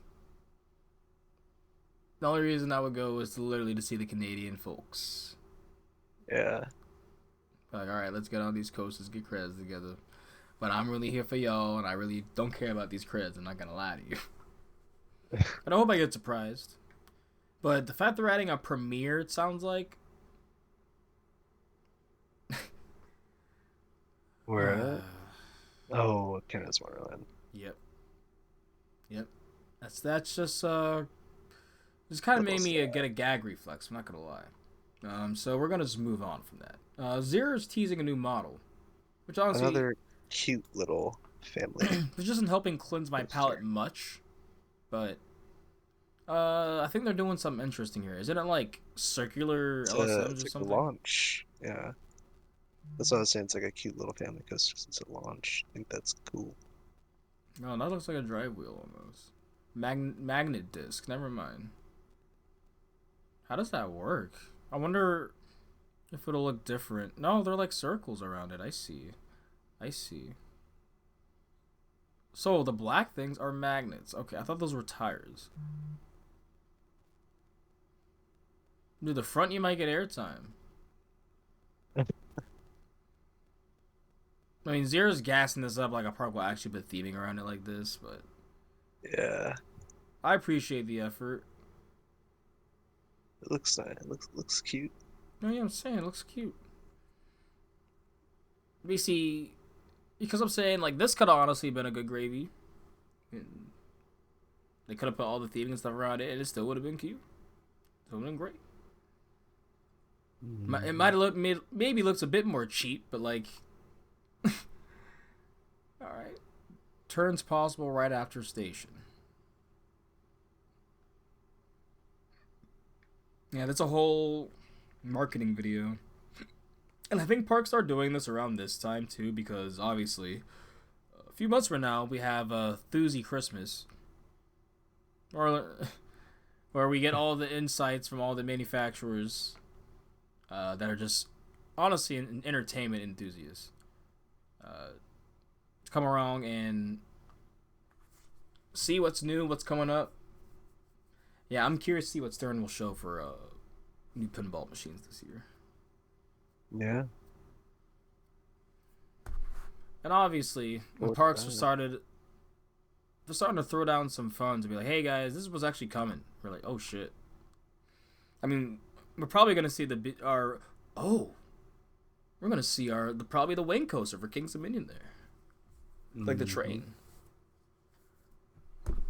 I could see that at least. I don't know. Maybe I'm thinking too much. Maybe I'm thinking too much highly of King's Dominion here. I hope they do. They better come through. Yeah, but Zero's doing that. They're teasing their new model there. Phoenix Rising has an opening date, July 14th. Moving on. Has Phoenix Rising had any previews yet? It has 1 day of previews, and it's Saturday. Oh, okay. Isn't that weird that they normally do previews really often? So they must feel confident this ride should work. They're like, yeah, we have one just, that other side of the park. Same thing. We already know how to run it. The mechanics are probably like, why are we adding this? There's themselves or like whatever. But they're probably hoping it's less maintenance to deal with these, at least this one. Hopefully. Because I know B&M trains can be. It could be like layers upon layers upon layers just to get to your problem. Yeah. Penguin Trek having Dark Coaster woes in the sense of long dispatches, no row signer. Line was over an hour long. I'm like, honestly, it's not too bad because Dark Coaster I waited 3.5 hours, and you still might today. So, I think these are just possibly there's no switch track involved. I think it's just on the operators learning the ride. So even when they learn, time. yeah, and everyone's using their passes, I guess, to get in. Who knows how? Yeah, like I mean, and considering they're not making any of these preview days or preview periods long. They're all actually they're not even long at all. Like the fact that Phoenix Rising is 1 day is it's just kind of odd to me. I might be overlooking it, who knows, but it's just kind of odd because I was like, I guess it would show some confidence that they're ready to open the ride, since they're not giving an extended preview period, but just trying to. I guess it's also kind of in the same sense shows that they're just trying to get it over with, rip the Band-Aid off, and get it open. Maybe they're also thinking I forgot what I was gonna say. Fuck. But basically, I'm trying to think. It's I feel like there's oh, I just thought of it. I remember reasons they could be doing it. They're probably thinking the first day or the first 2 days are the main days people come anyway. Because I know a lot of people that go to when they started doing a week or so for Pantheon or Dark Coaster. Pantheon might have been an exception because obviously we've seen it sitting there for years. We're wanting to get on it. But Dark Coaster, it was maybe it could have been the reputation of the ride already, but people later in the week when the preview days are like, oh, I'm hoping I don't gotta wait too long. They're just walking up to the ride. Nobody's previewing it anymore. They could have let people on, possibly, soft opened it. So, yeah, but they're having their roles. But there's another thing with the Dark Coaster, or excuse me, Penguin Trek. Let's see if I can find it again. Oh yeah, so I made a joke about this in the news, and I was like, it's not just me that's held hostage by SeaWorld. And I don't mean that in a past situation, obviously. But, he got rid of the post. Why? Dude, it was fine, man. You were fine for that post. But basically, it was a kind of a fire hazard situation that, happened... Because they were basically funneling people into the penguin exhibit instead of just letting them go, just leave whenever. And that was very weird. I don't know why. But the post has been deleted. Maybe things have been resolved, so I'm not going to pick into that.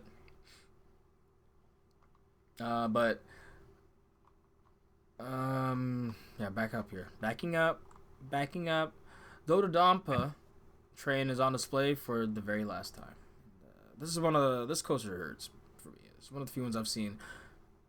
It hurts pretty bad. Not gonna lie. I really wish I could have gone there. I was one more year or two, man, out in Japan. And that's crazy. Yeah, I know they're doing a display for a lot of the world. I think and you just have Ejanica right in the background. Right. The they're doing a display for another ride there too. I forgot what it is, but Fujiyama. Was it the Togo?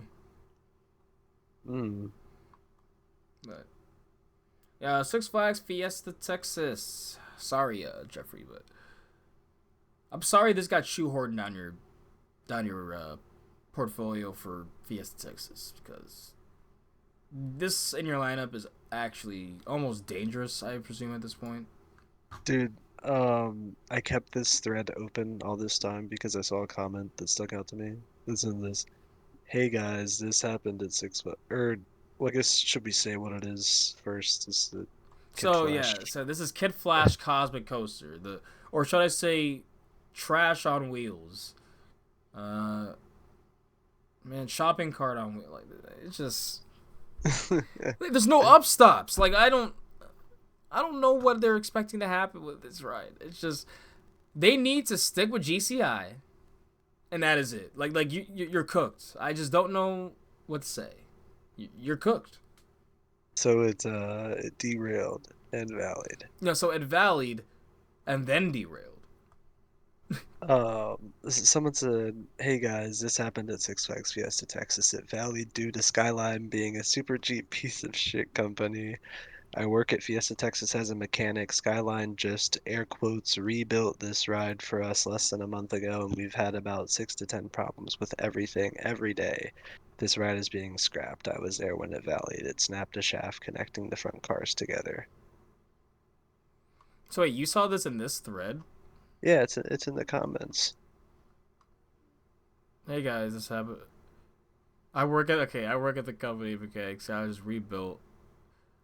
Well, this is definitely Reddit through Dippin' Dots rumor.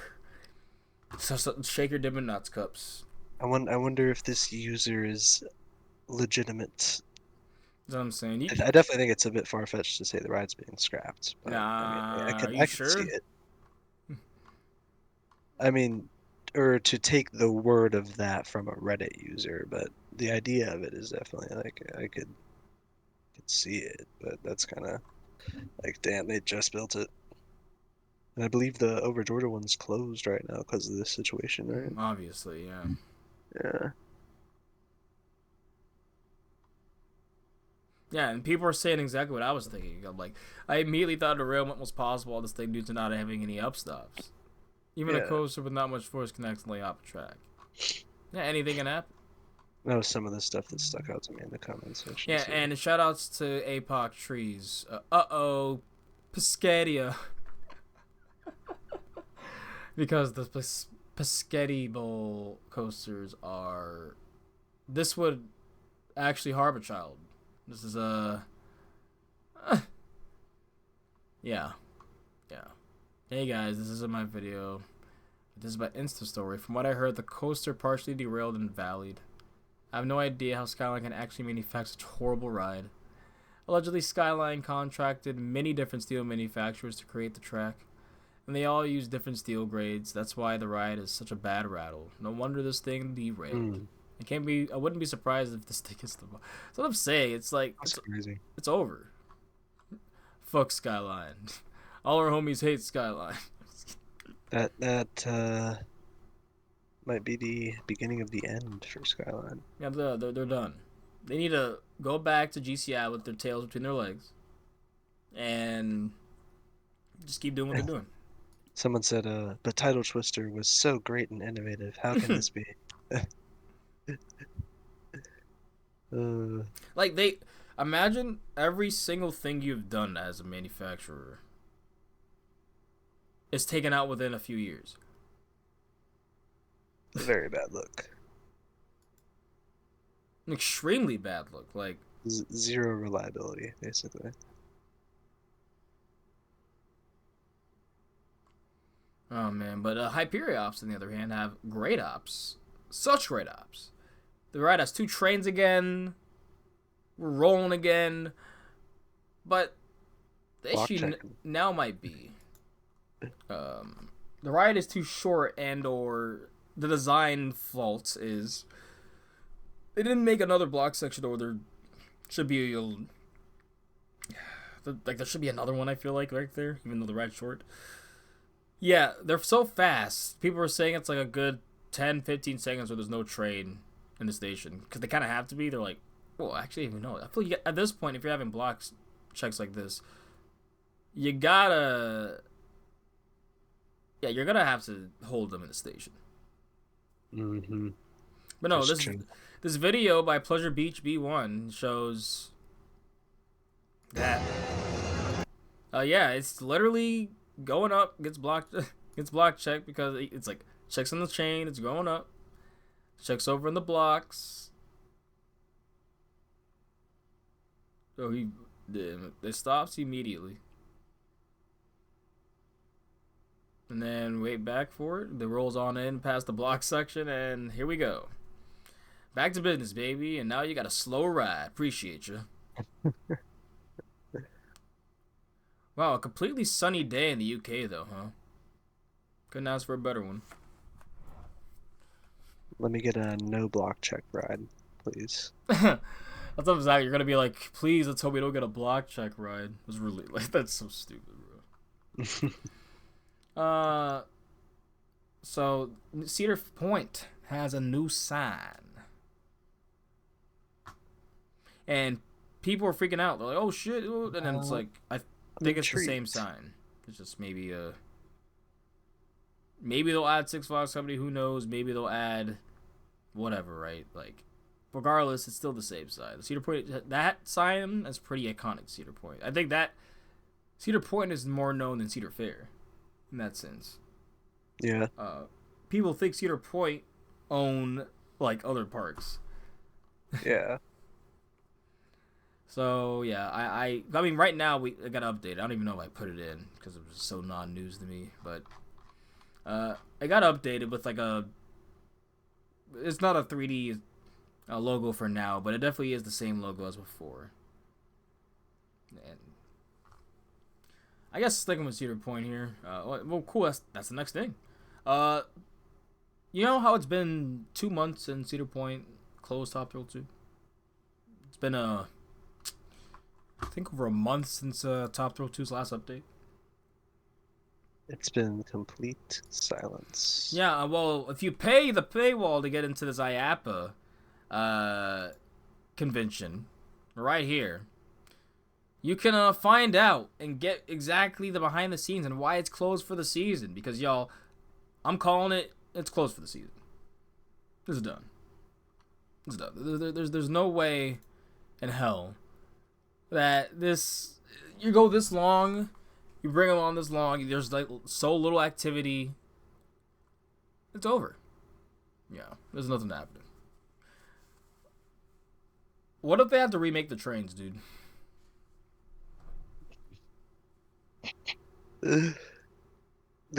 I don't think there's no way it'd come to like the full trains. Why has there been nothing happening? Why is it taking so long to get any statement? The silence is a bit concerning. No, the silence is deafening. Man.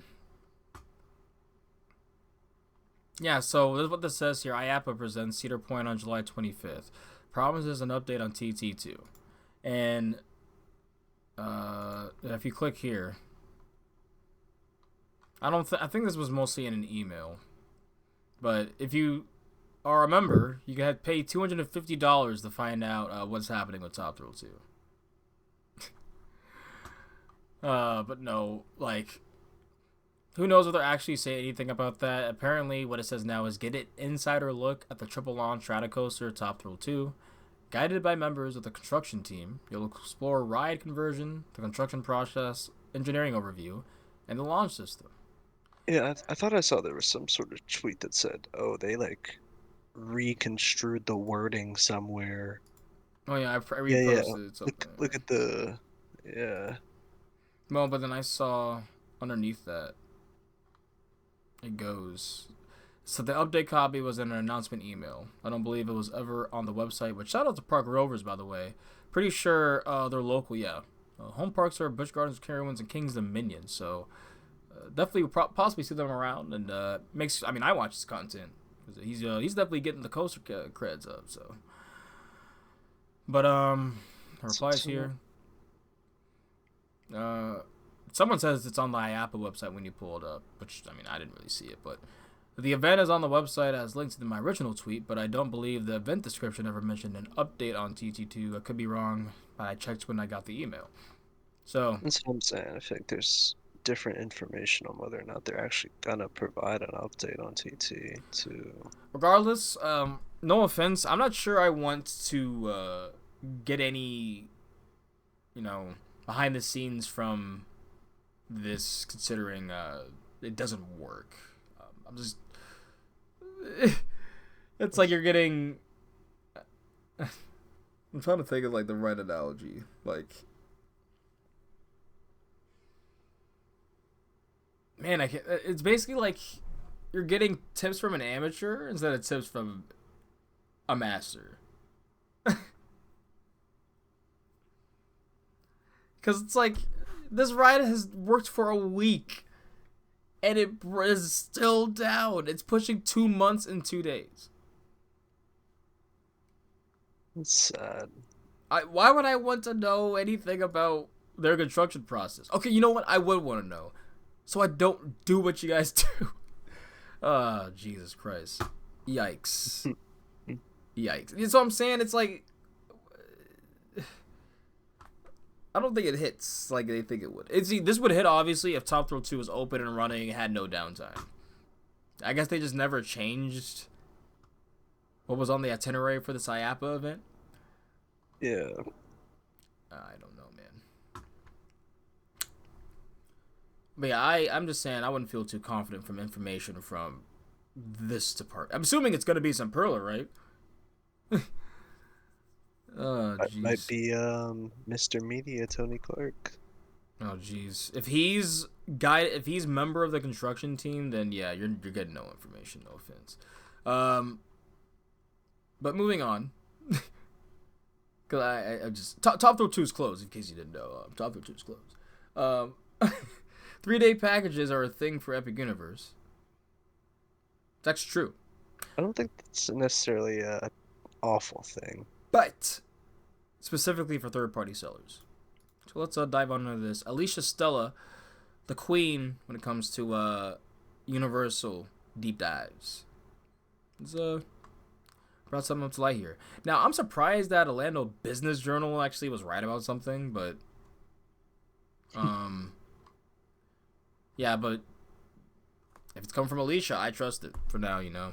So Orlando Biz Journal was able to get official comment on Epic Universe leaked ticket details, confirming they're real for third-party ticket sellers anyway. Some quotes shown in the screenshots, and it's like Vice President of Public Relations, Allison Sologasto of Universal told Orlando Business Journal, while more ticketing options will roll out later, the company is currently only speaking with its sales partners to get them ready for an upcoming sales effort. Allison said among additional options those for annual pass. So they're actually thinking of annual pass options. We're introducing products in a phased approach, starting with multi-day ticket packages that include an opportunity to visit Epic Universe in addition to entire Universal Orlando Resort. We plan to offer a range of ticket products to help.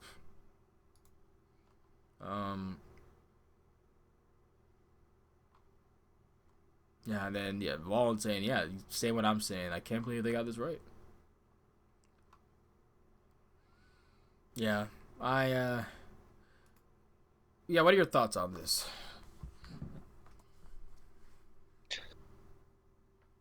So kind of the gist is that they're in the early stages, they're trying to sell, instead of single day tickets to like just Epic, they want to sell packages that include both Epic and Universal Orlando.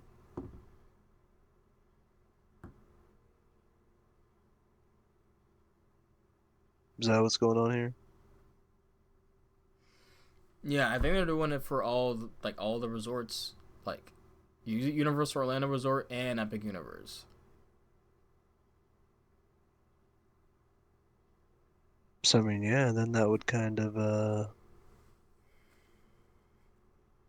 show that in the future it's gonna be an annual pass that gets everything, all the parks. So that's cool.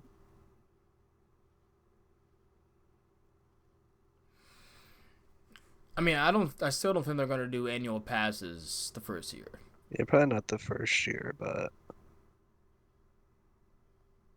definitely think this is might be a gateway to roll it out eventually.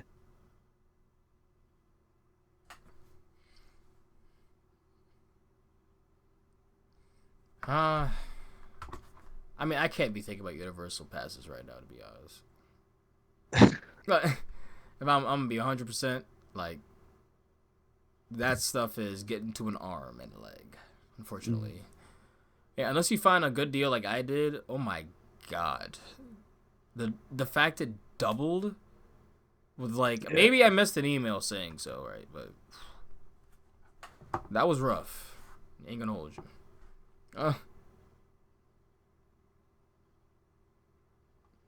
But what do we have coming on next? So this is the joke. There goes our media day chances. Thanks, sucks flags. But no. I was looking at this. So what's going on here? So I honestly think this might be a bit overblown, personally, because I think it's just, if you look at the wording, and I think there's confirmation from Theme Park Tribute here, who got a really good article on it. He actually got to talk to somebody, at least from the Carowinds Inn, because this content creator guidelines is going across all the parks now, all the Cedar Fair parks. So this is from parkfans.net, but what the fuck are these new Six Flags quote-unquote content creator guidelines? Want to cover their parks? No construction photos, no public records coverage, and you can't say anything they don't like about any Six Flags property. Officially can't trust the takes of anyone on the Six Flag, the Six, like, ticker media list now. Uh-oh. For me, after doing a little bit of looking at it and researching, I'm like, this might be overblown, but we'll keep reading. So the guidelines here at King's Dominion say, and these are for basically all the used to be Cedar Fair parks, but at King's Dominion, we're happy to work with content creators who support our park values and are excited to tell our story. However, we will not work with influencers whose content or personal activity does not support our park values. Integrity, courtesy. See, it's like, I'd say we do that. You know, integrity, courtesy, inclusiveness, safety, service, and cleanliness, man. Like, what's like seriously, like we. I mean, like, there is no one in this hobby. I'm like, saying, oh, what's good, man? Like, unless you're proven to be some weirdo and yeah, like, in a illegal way or so. Yeah, I've basically done no wrong by a lot of people, so. Bring a lot of people in. We do that. I'm sure posting along with this in case y'all didn't know. Bullies, harasses, or discriminates against other people or associates online or in the park. Oh, shit. Well, yeah. Sorry, Dwight. yeah. Dwight's got to turn this in now. Because of all the Costa Rica bullshit, yeah. No, but bullshit aside, no, we don't bully, harass, or discriminate. But this is Dwight. I'm just kidding. Man, I hope to actually park with Dwight very, very soon. When I go to Kings Island. That'd be awesome if it showed up. Shows behind, so this is where it gets iffy, where a lot of people are getting there, thinking that this could get a little iffy here. Shows the behind the scenes or restricted areas without park approval. And I'm on the side where I'm like, if you're a King's Dominion, right, and you have track just sitting in the fucking parking lot, and I take a picture of that, that's not behind. Like, I'm walking out of my car, right. I'm walking past it, I take a picture of that. To me, how I see that, because it's so blatant, like, they just have it out. They're not hiding it. It's behind fence to tell you to obviously not go over there. But if you could see it, you can snap a picture. Mm-hmm. That's how I'm reading it. That's personally how I'm seeing it. I don't think it's as binary as, oh, you see that track, if you take a picture of it, make a video of it, do anything about it, yeah, you're burned from the media list. There's no even thinking about coming in. It's like you will be put in handcuffs and put in jail by the time when you pull up for media day. So don't. No, that's not gonna happen. Like I'm saying, like it's gonna be impossible. You're gonna have a big wing coaster around you in the midway, and they're telling people if it's really that binary, it'd be, oh, it's behind the scenes. Can't take any picture of it. It's new. We don't know what it is, so we can't talk about it. like that's just kind of ridiculous at that point, because even GP is gonna talk about it. But at the same time, I will get over to that when I go over to the Theme Park Tribune article on it. But the next part is shares park insider information, including but not limited to. Oh, sorry for the flick there on the mic. Photos, video documents, or details about future events or attractions without park approval. Whoops. Look, we don't. I mean, we're technically sharing it because we have a cast talking about it. So, we say allegedly because none of this is. Look, things have changed. We don't even know the layout. We're excited about it, all right. And that's where I think the biggest thing for people and people like park fans, it's like, yeah, they go through public documents, and that's the thing. They are public documents. You know, like anyone can go through these. It's kind of required, so people know what's going on around them in their counties and their area. But I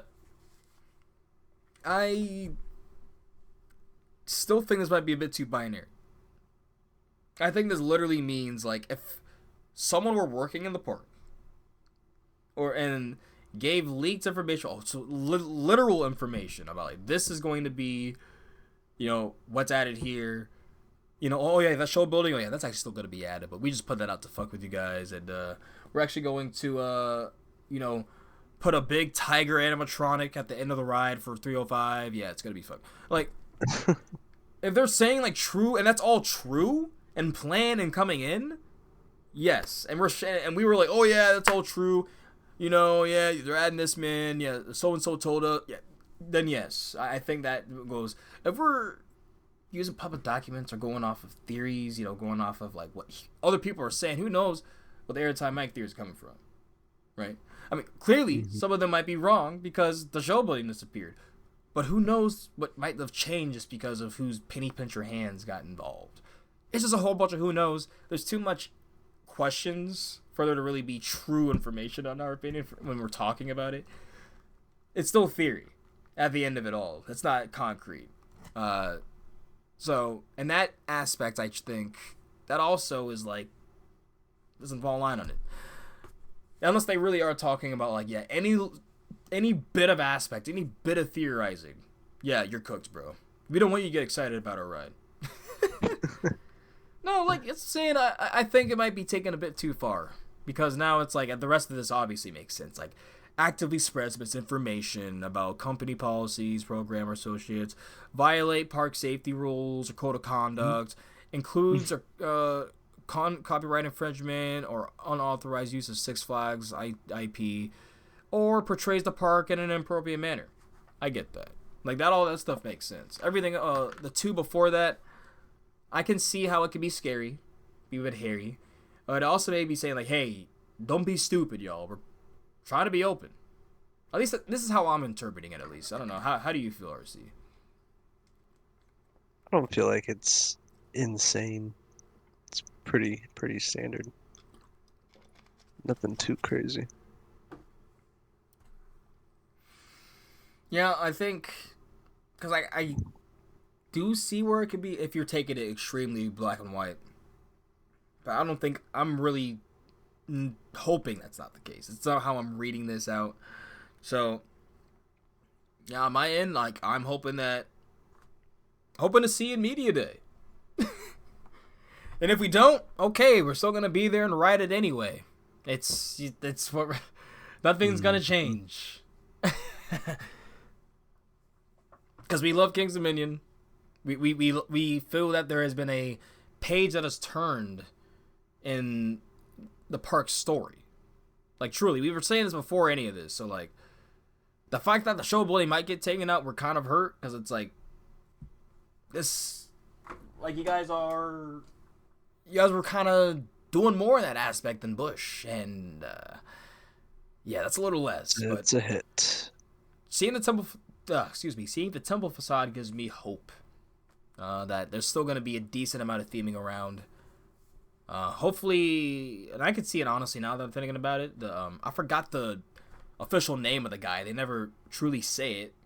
I think you can look at Timbili or Reptilian. I think it's around there where they tell a lot of the story of Jungle X, but it could be before that too. But like the people that founded it, I forgot it. Yeah. You have to listen to 2023 me to listen to it. I just because they just don't make it apparent enough around the park. I think you hear some of the family talk, the family that's essentially owns Jungle X around the area, but I'm wondering if that's going to be the main temple essentially, because apparently every ride that is supposed to be an animal is supposed to be a temple based on that they found throughout the land.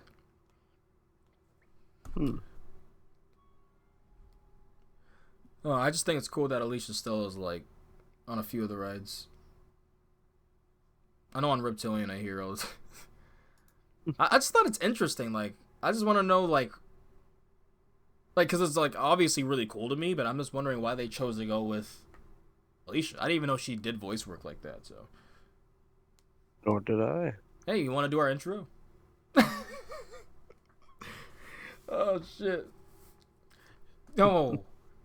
She needs to do our Jungle X report intro.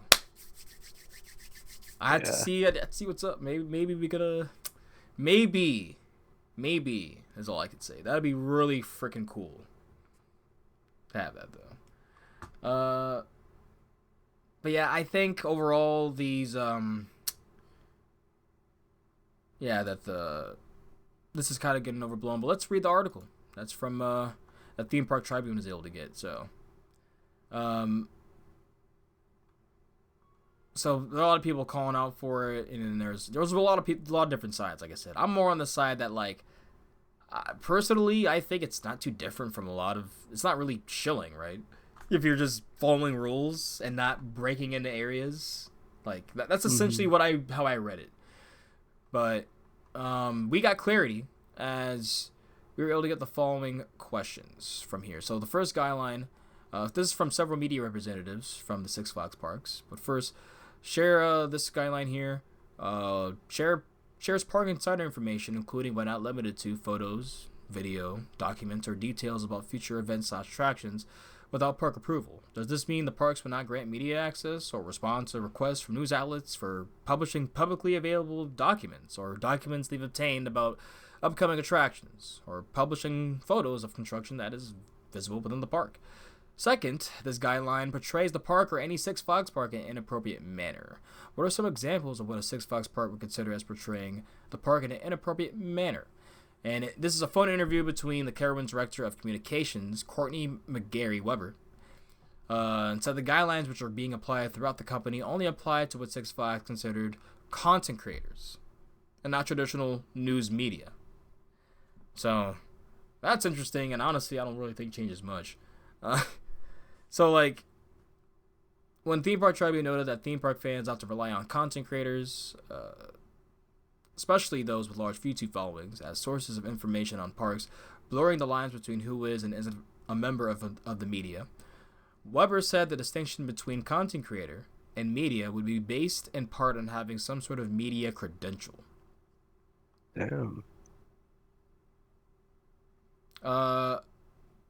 So, like, I'm assuming, like, I would need, like, my local news or something. So, basically, I'm curious about this. So, Weber did state that various Six Flags parks may interpret the guidelines differently. In an emailed statement after the phone interview, Weber said the content creator guidelines were created to support an inclusive and positive community to clarify expectations for those hoping to work with the park. Please note that these guidelines are specifically for content creators requesting to visit the park and attend media events.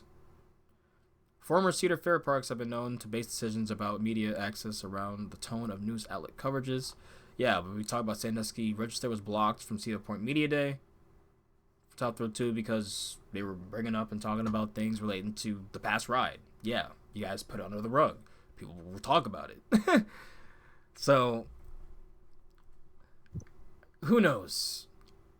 Honestly, I'm hoping that it's on the side of this is not going to be meaning any. We can still say our piece. And I don't think it's going to be like, oh, if you say something bad, like, you know, we don't like certain parks in the chain.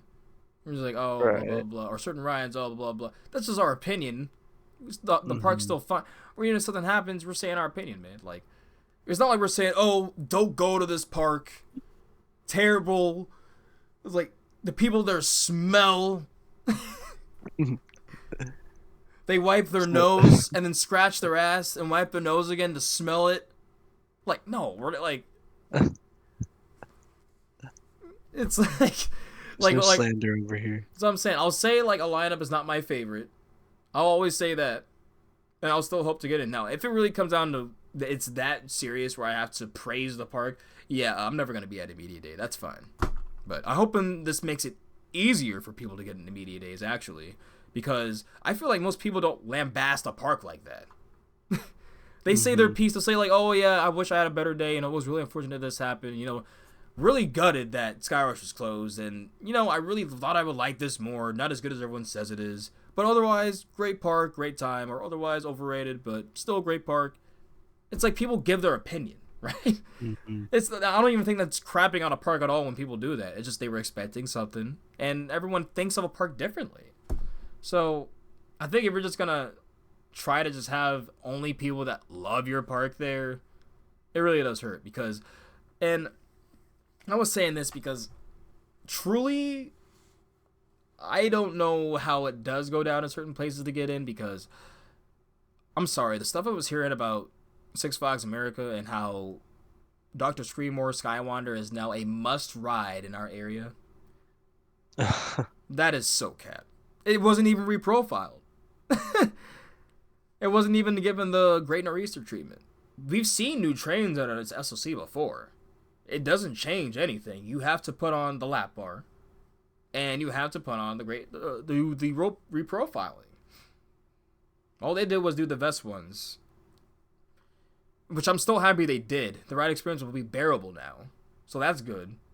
But saying that it is a must ride, come on, guys. We know an SLC is not a must ride, and that's the type I'm talking about.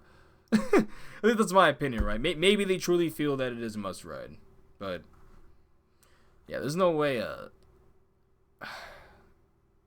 Yeah, there's no way an SLC is a must ride for me, at least. Unless you're Great Nor'easter, and even then, like, you're a must ride because I haven't been on Great Nor'easter in a while, but yeah. You've been on that? Yeah. Huh. Didn't know that for some reason. I didn't remember that. Oh, man. Right when it first happened, too. That retrack.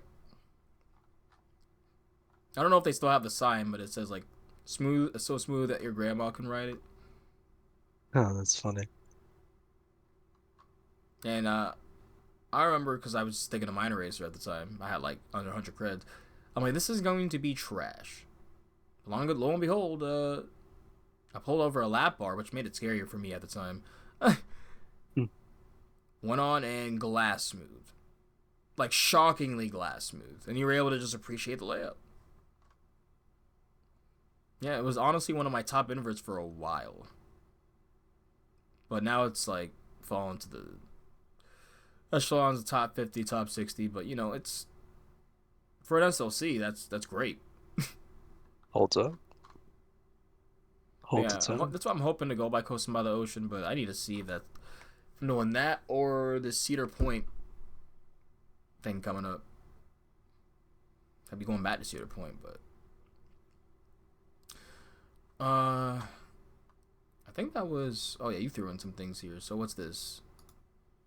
Construction. The South Korean stunt pilot clone being vertical already. Oh wow. So is that opening this year or next year? That I do not know. Okay, well, I'm just like, I thought RMC had nothing this year, so I was like, oh gosh. What's happening with the boys? So I feel like they've never had a dormant year. I could be wrong.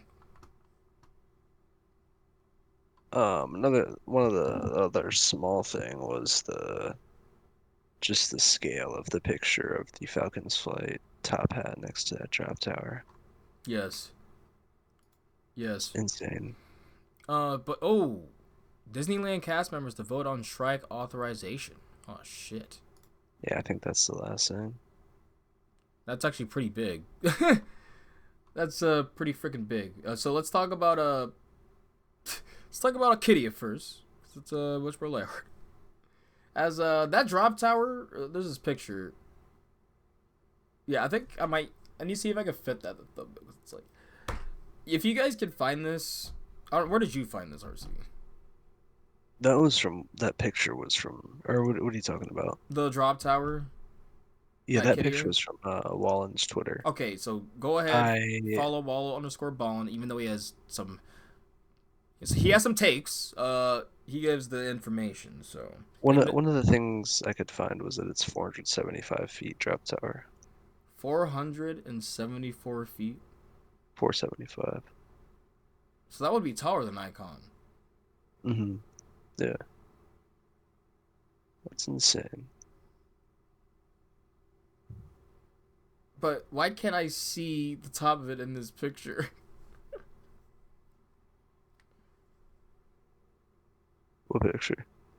In the picture, you can't see the top of the drop tower. It just keeps going, bro. Yeah, I don't think it's done. It's not topped off. Even if it were topped off, what I'm saying, like, where does it end? It's going to what? The moon? My God, I feel like the top of it actually is right there. In that, hold up, right here. You see that? To the right of, like, so the tower's there. Oh wait, is that the beginning of the tower? I'm confused now. I'm thinking this right piece. I'm thinking that's the tower. But that might not be the tower. That's not the tower. Never mind, bro. Yeah, never mind. That's the beginning of the tower. Okay. Yeah, that's just a tower for now, honestly. Cool. What? Yeah, it doesn't look that big yet. It just looks like the beginning of a tower. But 474 feet is going to be massive, so... but I thought this right here was the tower in the back. And I'm like, why is it so tall that you can't even see the top of it? No, that's like a crane messing with... Yeah. Yeah, it's like a crane. Okay. The picture is really low res, to be fair.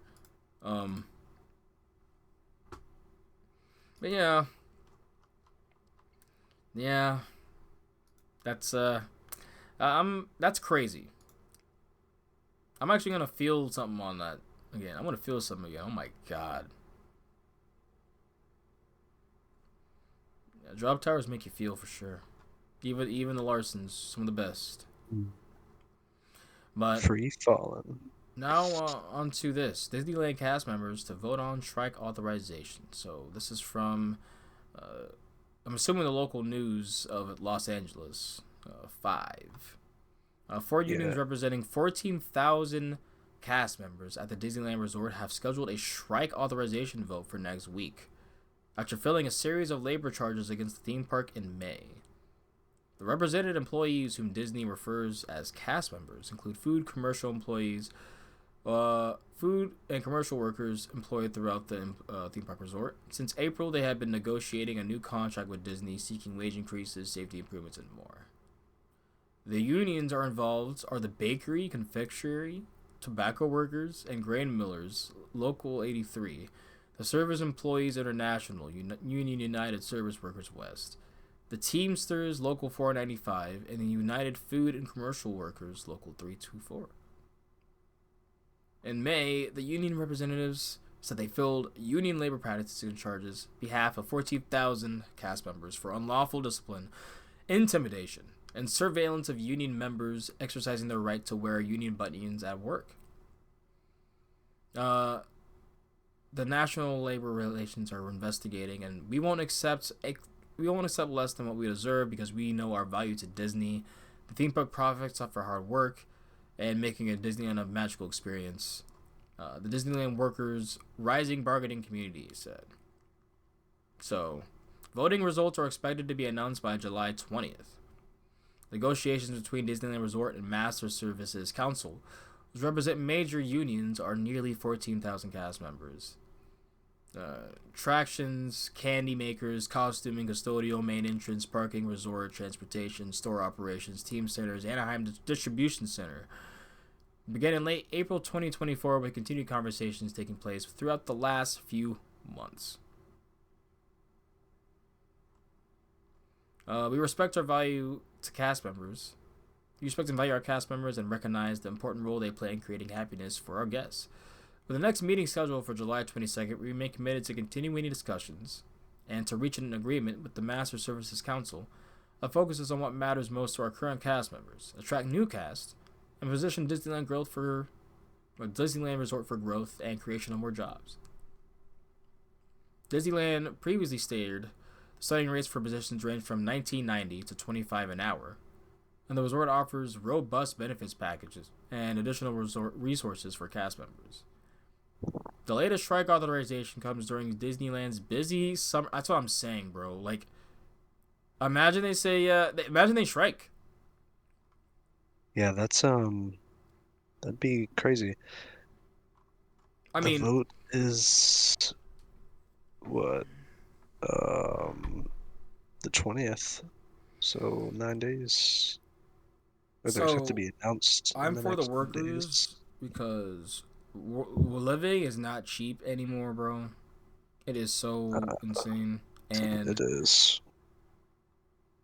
I mean, if these people are going to be if you're going to have them do this, for their life, living in also LA.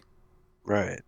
Like, that's It's what like the people most forget. expensive Like, you might place. think, like, oh, it's not that bad. It's not that bad. Like, 1925. Yeah, it might, honestly, might not be, maybe make it manageable. But LA living, South Carolina, or South California living, oh my God.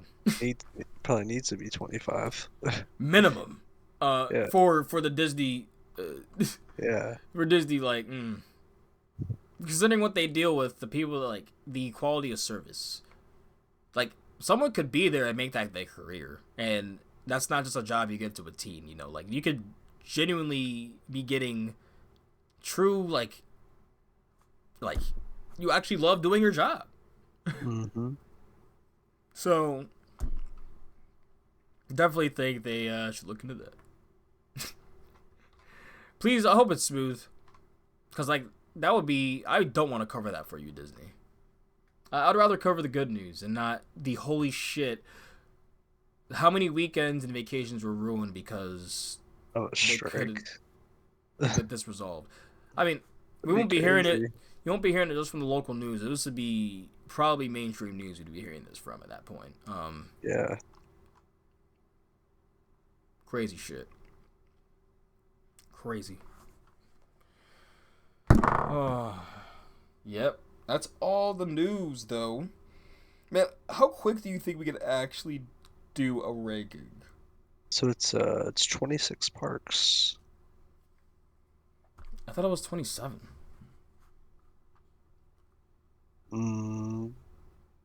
RCDB is telling me 26. Oh, is it 11 updated already with Six Flags? That's so sad. No, it's 11 Cedar Fair and 15 Six Flags. That's what it's You can't like get it conjoined on Roller Coaster Database or anything yet.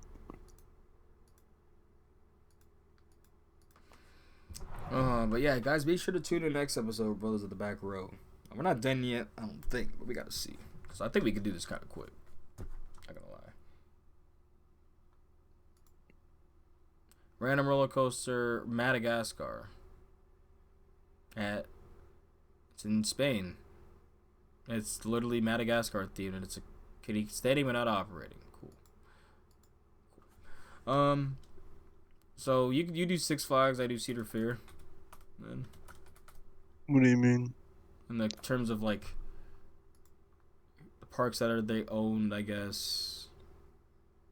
You click the 11 at the bottom. Well, everyone is doing this, so that's why we're doing it. So,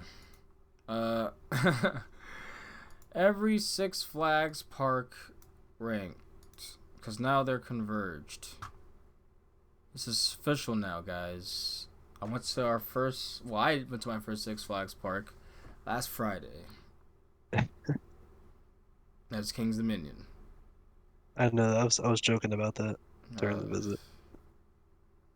Being a Six Flags park. Disgusting. But we're gonna do what every cast is doing. I've seen a lot of them do it. We're gonna rank the parks, all of them, every single one of them, live now.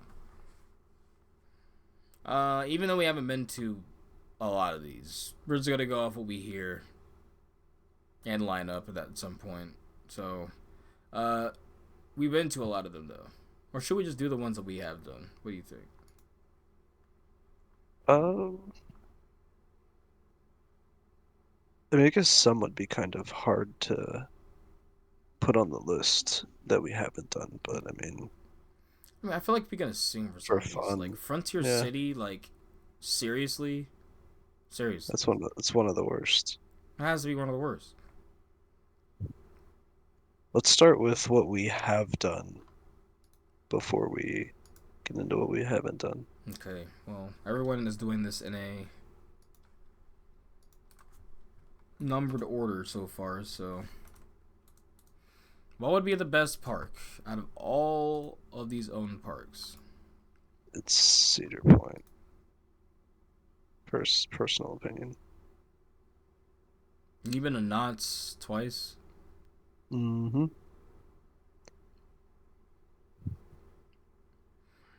Huh. You went to Magic Mountain when you went last time too, or no? Yeah, I've been to Magic Mountain 2 separate occasions as well. I'd actually do Cedar Point and Kings Island 1 and 2. Kings Island 2. That might be a hot take. Yeah, you're gonna do some convincing for me, bro. But I'll do I Cedar just Point. remember it being goated.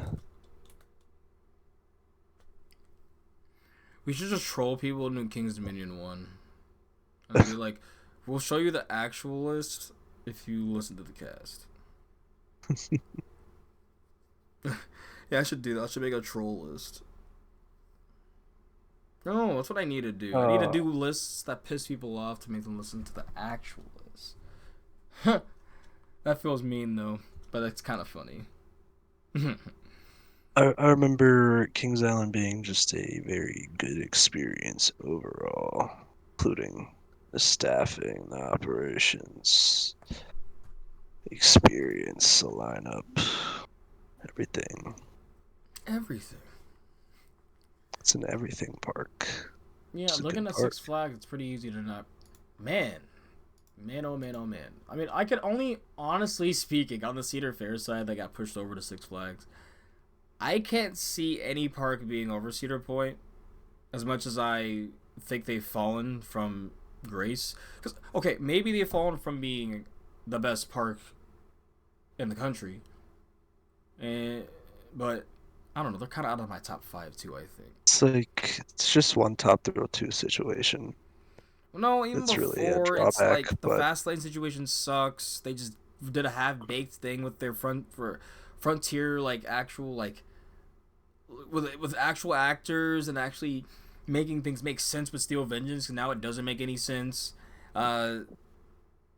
It's just their PR shit is just pisses me off being or even going to the park, to be honest, because of how they treat, like, do they even care about me as a guest?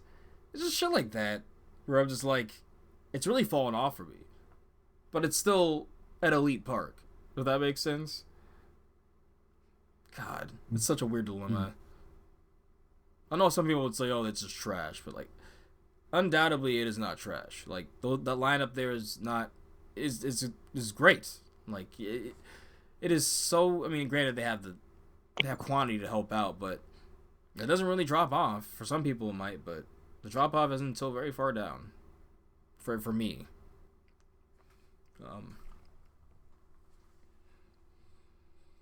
And yeah, I'd say Cedar Point is number 1, but I'm not happy about that. But I'm gonna put Knott's. Would you say Knott's too? Or no. Bro, I just hear too many good things about Knott's. But at the same time, I hear Ghost Rider 3-hour lines Every single and day. just being packed in general. I mean, is not a high park on the list, yeah, but I don't think it's number 2 personally. I just can't put Kings Island there. It's just they're what ride. It really for me it really is the rides because they're not doing theming. They're an amusement park that built themselves up on coasters, and their coasters are I mean, great we're at talking best. about a list of now Six Flags entertainment parks, so every single one is not gonna have any theming. Yeah, I know. I'm saying that, but I know. I'm saying that like this is supposed to be a coaster park, and it's not the most impressive. Now, some people, what do you mean the Beast? Okay, come on, guys. It's like it's good. It's not fucking the best coaster in the world. What else? Like Diamondback is not the best hyper. Georgia Lieth wins. I'm sorry. You got Orion. Do I need to say more? Mystic is really really good though. Mystic Halls. Man, I definitely think KI is an everything park, so it's up there. Oh, I think Magic Mountain's up there in the top. Yeah, what would you put? You really wouldn't put like Fiesta. I guess Oh the no. lineup, the No. lineup kind of hurts. I'm not gonna lie. Yeah, Fiesta's like number 2 behind Magic Mountain in terms of the Six Flags parks for me. So you're putting And Magic then Mountain number 2? Okay. no, no, I wouldn't say. I mean, I guess it could, but then I'd probably put KI number 3. Knott's number 4. Bro, now I don't even want to make this list because I'm like, these parks don't even deserve to be ranked, bro. Like, seriously, like It's just we're different to not think about like the Disney parks or like Universal and stuff when you're go because hear or me out. I'm even like, other I'm making parks. up for so much ass. Like, we're really putting Magic Mountain second overall when none of the rides are ever like half the time half the rides are closed. Fair. It's just like this is just so like this is what we've come to with this. Oh god. All right, we're off the media list. Great. We just said something that happens about the park. We're off the media list. Oh god. You know, I think one thing that should be better is we should probably just look at each park and think what our opinion about it. Because I honestly don't think a ranking is good. It's like Cedar Point. Okay, if you were to rank, if you were to rank, what would you do? What do you mean? Because I don't know if I can do this, bro. This is like battle of mid right now. It might even just be easier to like go by the chains. So if I was thinking about like Cedar Fair to start with, Cedar Point, for me, I personally would say Kings Island over Knott's, but you can really toss either of them there. After that, I feel like whoever's in the 4 spot, it's probably Carowinds. Carowinds and then Canada's Wonderland, and then King's What? Dominion. What? We're talking Carowinds? about like overall park. Like Carowinds is a bigger park than King's Dominion. No, it's not. I don't think. Carowinds, I'm getting around that Attendance park. wise, Wait, what? I'm saying like it's like the Okay, bigger okay. Cedar Fair park. Okay. I mean, I don't want to be too biased for King's Dominion here. Well, no, I was just thought you were talking about the plot of land. And I was like, Oh, I wish KD was almost that size because getting to and from the top 3 is so easy compared to King's Dominion, where you got to walk across the whole park from 305 to Twisted Timbers. At least Grizzly is right next to, well, not right next to it, but close by to Twisted Timbers.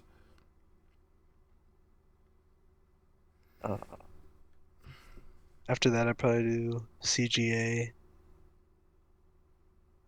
Valley Fair, Worlds of Fun. Then I'll put Dorney last.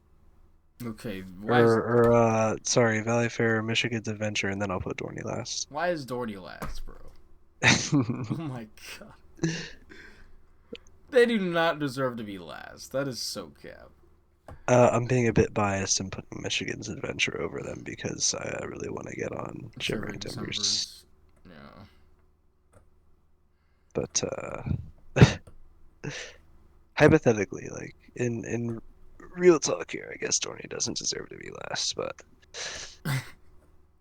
You really think? for the shit post. Yeah, like you really think Wild? Bruh. I think they only have running. I guess they have Excalibur too. I don't know. Basically, what I'm saying is like,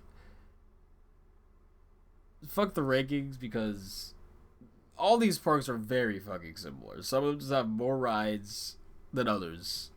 Some have different or better marquee attractions. Like the line is so fine that this is just, we're going against the grain. Fuck these rankings. But yeah, like in terms of 6 5, it's like what are you gonna say? You're gonna put like right New it's England and like Darien Lake and LaRon and Great Escape? Like, come on, bro. I still don't know what to feel about the merge. Honestly, I feel like looking at these two lists of the parks that are now owned by one chain, it's like, damn, some of these are gonna They're really gonna be fall gone. off. They're gonna be gone. America's gonna be a big one. They're gonna make a lot of money from. I could see Discovery Kingdom just being gone. What else here? I could see potentially St. Louis, but how close are they to? I guess how close are they to St. Louis? I'm assuming they're really close, but I don't hear the attendance there gets big at all. Yeah, I doubt they get much attendance in St. Louis. Oh man, the merge. Everybody, we don't know what's gonna happen. But shit's happening. Another 2.5 cast though, crazy. Yeah, I just Another wanted, 2.5. because I wanted to rank them, but then I'm like, this is really like. I would say there's truly only like 6 or 8 rankable parks through looking at all of these. Like, this is just. It's just there's so much like really getting nitpicky about some mid.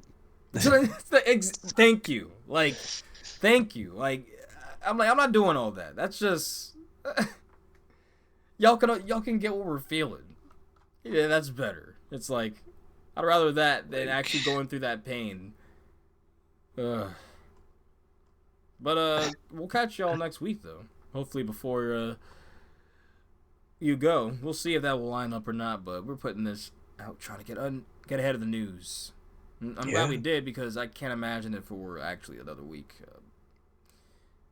We got some, I guess, if not on the next one, but the next one, some exciting trip reports coming up. Yep.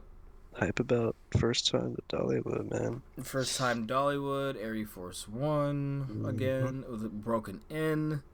Getting on Fury too. Yeah, Fury re-rides, gonna be cool. Yeah, it's gonna be great. Get some Buckies. You're gonna get. Well, I don't know what the nearest Bucky's is like on the way to Georgia, but there has to be one. Well, the only one I think we're gonna stop at is the one right next to Dollywood. You're not even gonna try to scout out any more Bucky's, bro. Well, I was looking on the. I did look at the map. It just didn't really. None of them looked really on the way or anything.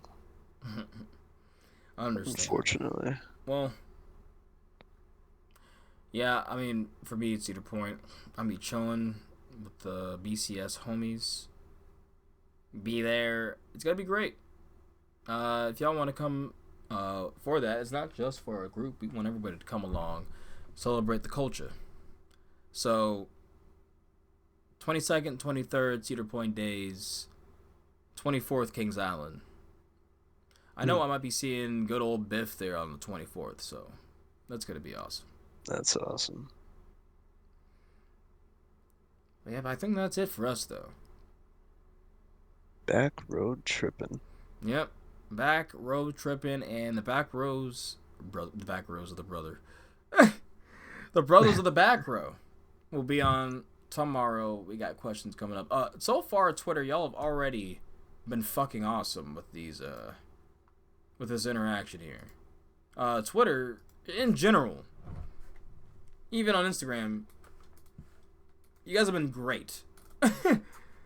It's like, okay, I gotta check this every single day now. It's not a joke. Like, it's not just because, like, you know, I want to. It's like, I'm missing messages from people and interactions from the homies, the community. And I'm like, God damn. Thank y'all so much for I appreciate y'all. We can't say it enough. And also, I forgot last time because I was listening back when I was shouting out Nessa and Chris. Go ahead and follow because they actually have coaster accounts on Instagram.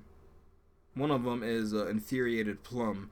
I don't know if Chris would really care too much, but I'm gonna put it anyway because just in case. I know he says he's incognito. But Big C523, and that C is with 2 E's, so CEE. But yeah, the homies, they're trying to link up for New England when we go through. So I would be down. I would definitely be down because obviously that was so awesome that we came through that with Knobles. That was amazing. Like, wish we had more time together. Definitely need to link up on that for sure.